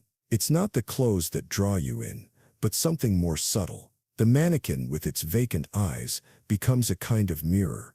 It's like catching a glimpse of yourself, but only for a moment before you turn away, just as quickly. You might not realize it, but there's something almost hypnotic about the way you engage with a mannequin. Studies have shown that, on average, people tend to hold eye contact with store mannequins for about 1.5 seconds. It's brief, almost imperceptible, but it's enough to feel connected, even for just that split second. Even now, the next time you pass one, you might catch yourself looking. It's not a deliberate choice, it just happens. Your eyes are drawn, as though by some unspoken force, to the mannequin's face. You stare for a moment, then move on, unaware of how many times you've done it, how many mannequins have met your gaze. Without much thought, you'll pass another window, another mannequin, and the cycle continues. They're never quite real, these figures, and yet they demand attention. It's not the outfit they're wearing that pulls you in. It's the stillness, the strange lifelike quality that makes you wonder, if just for a second, if they might move. It's fascinating, isn't it? The way a mannequin, a mere imitation of life, can hold your focus. Even though their eyes are nothing more than painted dots, you feel that brief connection, that moment of shared stillness. It's as if the mannequin itself is aware of you, inviting you to look, even if just for a moment. The longer you stand there, the stranger it feels. It's as if the mannequin knows it has captured your attention. But really, it's you, your mind, your own instinctive behavior that leads you back again and again. The mannequin does nothing but stand, and yet it holds something that we cannot ignore. Still, no one ever really asks why we look. Maybe it's curiosity, maybe it's habit, or maybe it's just a moment of disconnection in a world that moves so quickly. You never question why your eyes linger, why you stop for just a second. It's simply a pause, a breath, in the midst of the rush. In a way, it's almost like a test. How long will you hold the gaze?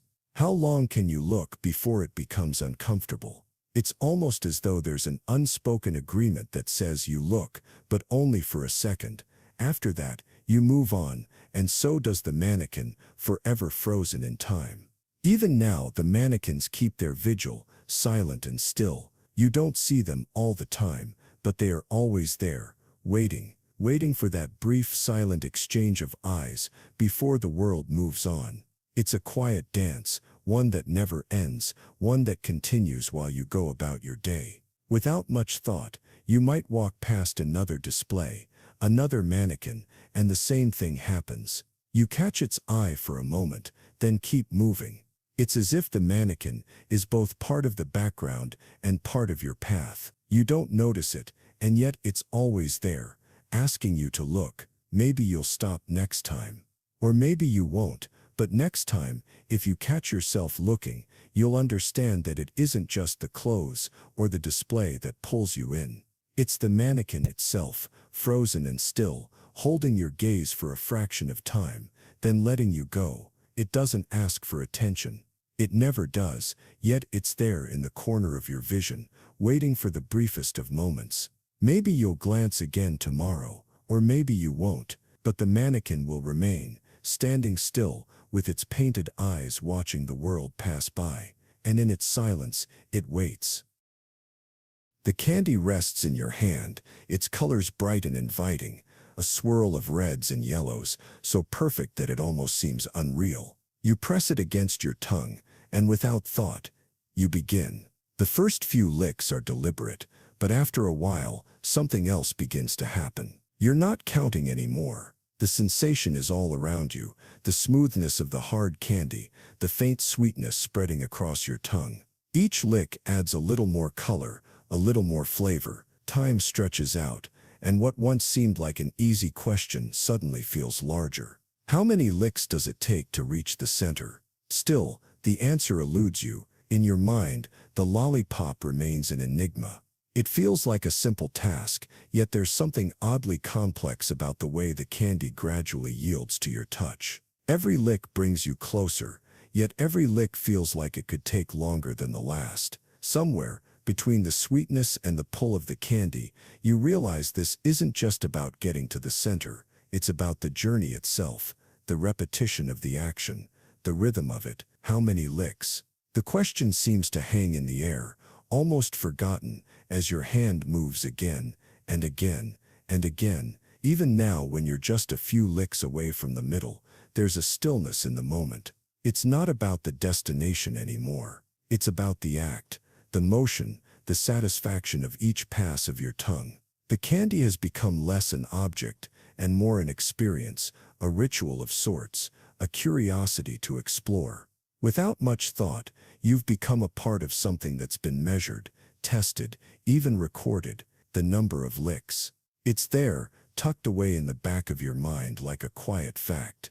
It doesn't seem to matter much in the moment, and yet somehow it's impossible to ignore. How many licks to reach the center? And yet this is something that's been asked for years, maybe longer. From children to scientists, the question has lingered. The answer, though, seems less important than the act itself. It's not the number that captivates us, it's the act of uncovering the answer. With each lick, you feel like you're getting closer to something important, even though you're not sure what it is. There are studies, of course, conducted by those with too much time on their hands. Some say it takes around 1,000 licks to reach the center, while others insist that number is far too high. Everyone seems to have their own theory, but the real answer is that there is no real answer. The journey changes with every lick. In the quiet of the process, the lollipop grows smaller. The candy, once whole and solid, begins to soften under your touch. The answer is slowly taking shape, but only through the repetition, the passing of time. It's not about precision, it's about the waiting, the savoring, the ritual of it all. Even now you're still not counting. Not exactly. The licks seem to blur together, becoming less of a measurement and more of a meditation. The flavor fades with each pass of your tongue, but the act continues. It's hypnotic, almost something so simple that it becomes profound as you slowly work your way toward the center. Still, the question doesn't leave you. How many licks? Is it 200, 500, more? It seems almost absurd to try and nail down a number. Each person's answer is different, just as each lollipop is slightly unique. And maybe that's the real answer. There's no final count, only the act of reaching it. Without much thought, you're at the center. The lollipop's shape has changed, the surface worn away by your repeated attention. What once seemed so solid is now a memory, a small thing held in your hand. The journey is over, but in the process, something else has unfolded. The number didn't matter at all. Tomorrow you might pick up another lollipop, or maybe you won't, but in the quiet moments of reaching the center, the question will linger, a soft echo in your mind. How many licks? It doesn't ask for an answer anymore. It simply waits for the next time the question is asked. Maybe you'll never count again, or maybe you'll wonder about it every time. The lollipop will sit there in its simplicity, just as before. But the act, the licks, the small ritual, those will remain, like a forgotten memory, sweet in their repetition, subtle in their truth. It doesn't ask for anything, it doesn't need an answer, it simply is. And in that quiet simplicity, it waits. There's a strange moment when you're asked to draw something familiar, something you've seen countless times. A bicycle, for instance.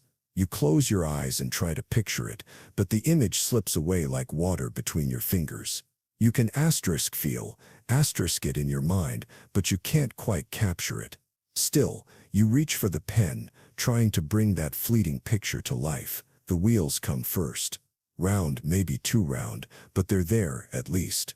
But the rest of the bicycle, the frame, the pedals, the handlebars become blurry. They shift, change shape, and even the idea of them seems uncertain, like a puzzle half-finished. Even now, as you trace the outline, you notice something odd. It doesn't quite look right. The frame's angles aren't sharp enough, the wheels too close together. The bike doesn't have that familiar balance, that perfect symmetry. It's not wrong, exactly. Just off. But you're not sure how. Without much thought, your mind begins to adjust. The details start filling in, but in a different order than you expected. The seat appears suddenly, high above the pedals. The wheels grow larger, but the frame, well, that stays awkwardly unfinished. The more you draw, the further the bicycle slips from the picture you thought you knew. It's not just about getting the details right. It's something else, something deeper, about the way memory bends when we're asked to recall something we think we know. The bicycle is there, but it's different, distorted. The familiar object becomes more like a reflection in a cracked mirror, still recognizable, but twisted in small ways. The interesting thing is how common this is. When asked to draw a bicycle, most people's drawings will share a similar sense of asterisk wrongness, asterisk. Something just isn't aligned. The wheels might be too small, or the handlebars are oddly shaped, or the pedals don't quite fit with the rest of the frame. But why? Still, the longer you try, the more you realize your memory of the bicycle is not a perfect image, but a collection of fragments. The way it feels to ride it, the sound of the tires on the pavement, the wind against your face. Those sensations are there, but the mechanical details, they've become blurred, pushed to the back of your mind. Even now you can probably picture a bicycle in your mind. You can see it, almost. But when you try to draw it, the elements become scattered. The shape of the wheels, the angle of the handlebars, they don't quite align the way they should. It's as though your mind is seeing the bicycle, but not in full focus. Without much thought, you might try to correct it, only to realize that the more you adjust, the further it strays. Each attempt to fix the wheels only leads to the pedals becoming misshapen. You can't quite remember where the chain goes, or if it's even necessary. The more you focus, the more abstract the picture becomes. And it's not just about bicycles, is it? This happens with so many things we think we know. When asked to describe a familiar face or a favorite place, the memory shifts. It's like reaching into a jar of marbles, only to realize half of them have turned into something else entirely. Still familiar, but no longer quite right. The strangest part is how we accept these errors. We recognize the bicycle, even when it's not entirely right. There's no panic, no frustration, just a quiet acknowledgement that something doesn't match, and we move on. Maybe we forget about it entirely. Maybe we don't even notice the distortion anymore. Even now, you might still be picturing that bicycle in your mind. The blurry lines, the awkward angles, it's almost as if the more time you spend trying to remember, the further the true image drifts away. The bicycle becomes more of an idea than an object, and in that idea, it feels both familiar and strange. It's like that with all memories, isn't it? The longer we try to recall something, the more it slips from the edges of our minds, shifting in and out of focus. We fill in the gaps with what we think should be there, and somehow, that version becomes the truth, even if it isn't quite accurate. Without much thought, you might stop trying.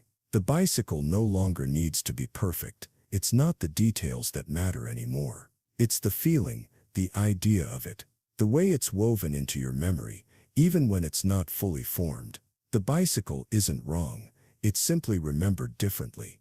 Maybe tomorrow, when you think back to the drawing, you'll realize that the bicycle doesn't need to be fixed. The imperfections are just part of the memory. A small distortion, a small mistake, but it doesn't change the fact that the bicycle is still there, still real, even when it's not perfect. Maybe you'll never remember it the same way again.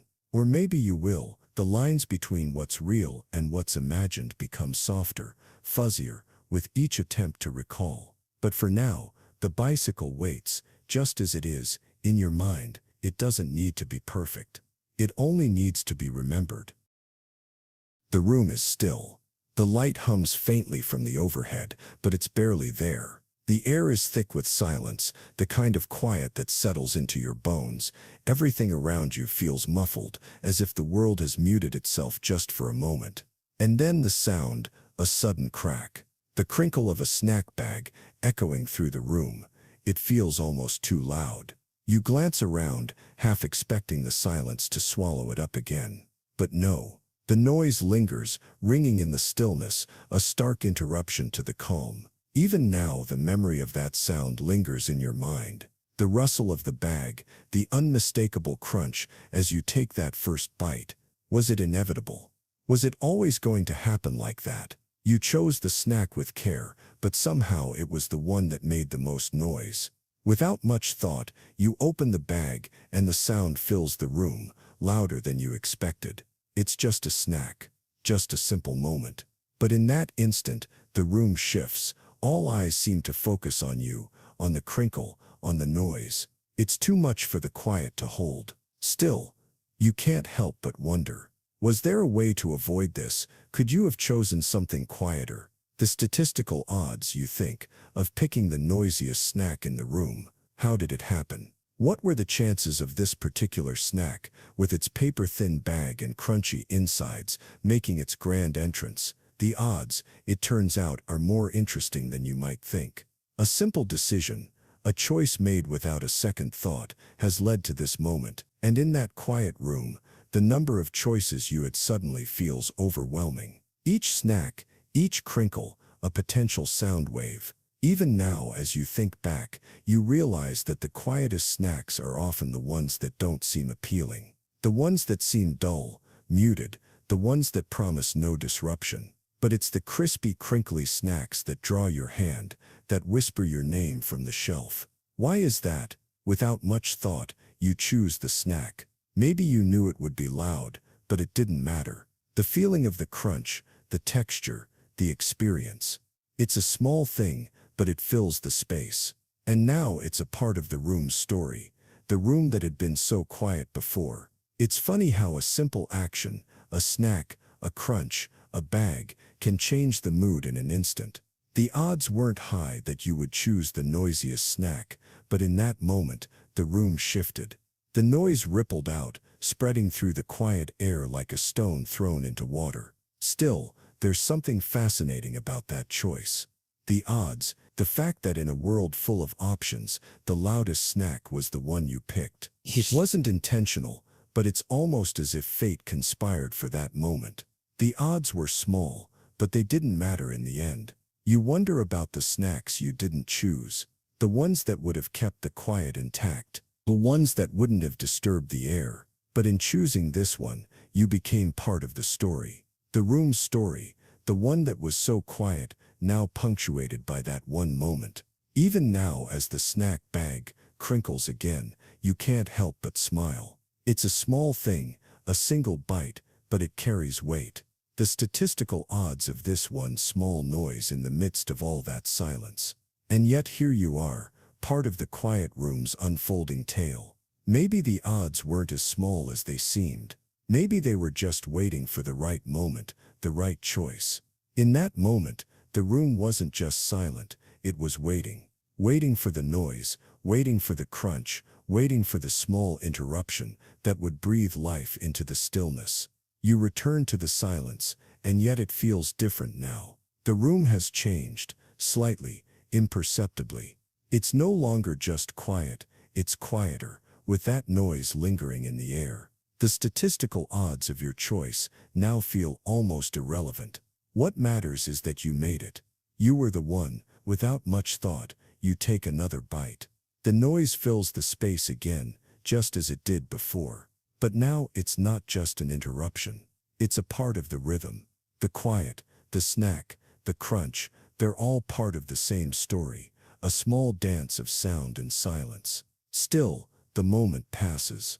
The room quiets once again. The bag is empty now, the noise fading into the background, as if it had never existed at all. But you know it did, and the odds, the small statistical chance of choosing that snack, it doesn't matter anymore. It simply waits.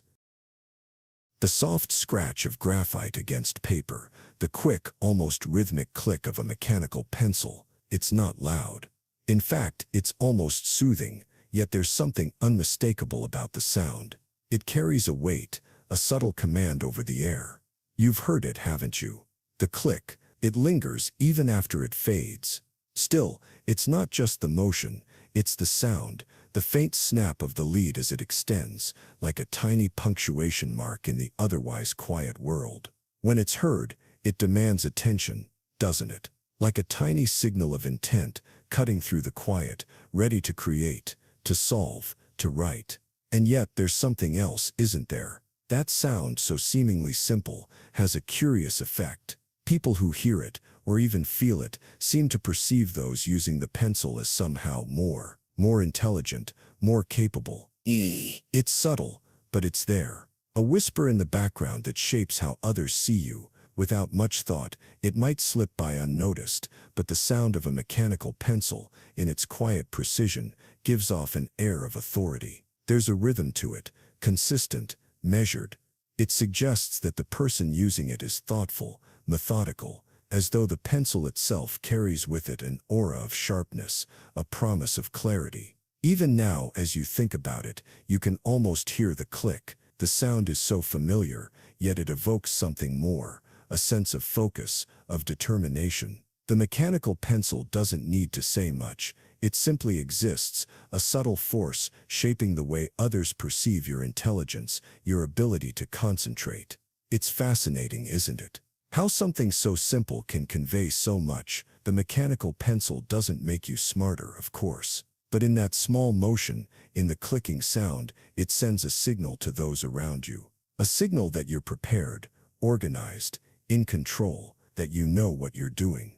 In the silence of a classroom or a meeting room, the sound cuts through, almost imperceptibly, but it has weight. It lingers in the space between words, and somehow it seems to elevate the moment, giving an air of purpose to the person holding it. It's as if the pencil is making a statement on its own. Perhaps you've noticed it yourself, the way people seem to lean in, just a little more, when you're writing with that pencil. Not much, but enough.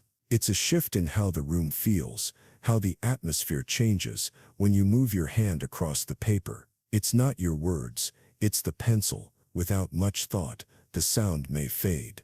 You may forget it even happened, but it's still there, tucked away in your mind. That soft click, that little noise, lingering in the back of your thoughts, and as much as you might deny it, part of you knows that it has power, subtle, but unmistakable. It's strange, isn't it? How something so small, so commonplace, can have such an effect on how you're perceived. The mechanical pencil doesn't ask for attention. It doesn't demand anything, but it offers it, quietly, in its simple purposeful click. It gives off a sense of focus, and in doing so, it shapes reality. Even now you might recall those moments, the quiet rhythm of clicking pencils, the hum of focus in the air. It's not about the pencil itself, it's about what it represents, a quiet certainty, a belief in precision, in care, the sound of intelligence, of ideas taking shape. It's just a click, but it feels important. The next time you hear it, you might pause, just for a moment. You might notice the way the sound shapes the space around you, the way it settles into the room, the way it makes you feel, even though you didn't ask for it. It's not about the words, the ideas, it's about the way the pencil moves. Maybe without realizing it, you've already been listening. The sound of the pencil is a quiet invitation, a reminder that in this moment, you are prepared. You are focused. You are the one who will write the next thought, the next idea. And just for a moment, that click feels like an assurance. It simply waits. There's a soft click when you pull back the tab of a soda can.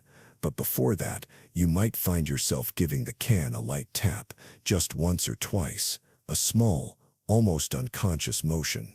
You might not even realize you do it, yet it's a gesture many people make without thinking. The tap is quick, almost like a whisper, just a light touch with your fingers, barely enough to make a sound. It's not necessary, not required. The can would open just as easily without it. But still, we do it, and in that moment, there's a question: why do we tap the can? Still, it's not a strange thing. It's something that happens often, without much thought. You might catch yourself doing it when you're about to crack open a fresh soda, the anticipation of that fizz rising. It's a simple thing, like a tiny ritual we've all adopted, yet never questioned. Even now, as you think about it, the motion seems natural. Tap, tap, and then the pop of the tab. It feels like a small preparation, like a part of the process. Something about the action, no matter how small, makes the experience feel complete. It's almost like a prelude, a moment before the main event. Without much thought, the tap could be explained away by habit. Maybe it's just something we've always done. But there's more to it, isn't there? That gentle touch, it could be signaling something else. Maybe we're doing it to prepare the can, to make sure it's ready for the moment it opens. Perhaps, in some small way, it's a gesture of respect, a quiet acknowledgement that something is about to happen. The fizz, the burst of carbonation, the sudden rush of sound when the can opens, that tap. Maybe it's just a way of saying, I'm ready, ready for the small joy of what's about to unfold. And still, there's the thought that maybe it's a way of making sure the can doesn't explode. People often say that tapping a can helps to prevent it from fizzing over, to settle the carbonation before it's released. But when you really think about it, that's not likely. A quick tap doesn't settle the liquid in any significant way. Even now, it's a habit that seems to persist, even in the face of logic. We don't always question it. The tap has become part of the ritual, woven into the simple act of opening a can. It's as if the motion, no matter how small, gives us a sense of control over something that's mostly out of our hands. It's not just about opening a soda, is it? We do this with other things too. In other places, a tap on the side of a bottle, a light knock on a closed door, the action is everywhere, even when it doesn't make sense. A faint movement, almost imperceptible, but it holds meaning in its repetition. Still, the tap feels comforting, doesn't it? It's almost like a way to confirm that everything is as it should be, that the soda is ready, the fizz is contained, and the moment will unfold smoothly. It's a small act, but in its subtlety, it brings a certain peace of mind, a quiet reassurance. When you think about it, it's strange, isn't it? The tap doesn't really do anything practical, but it feels essential. It's as though we've turned it into part of the process, not something we think about, but something we just know, like a small ritual, before the enjoyment, the opening, the sound, the drink, and yet as time goes by, we still do it. We still tap. It's so familiar, like an old habit we've carried with us, passed from one person to another. Maybe we don't even remember where it came from, or why we started. It simply exists now, and we don't question it. It's just there. You might notice it next time you reach for a can. The tap will come, almost without thinking. A tiny unconscious movement, yet it holds a strange, quiet power. It's part of the routine, part of the enjoyment. A signal that you're about to enter that simple, delightful moment. And maybe that's enough. Still, as you sit with the can in your hand, ready to open it, you might wonder, why do we do it? The tap, the little gesture, it stays with you, but in the end, it doesn't matter much. It's part of the ritual, part of the anticipation. And perhaps, that's the point.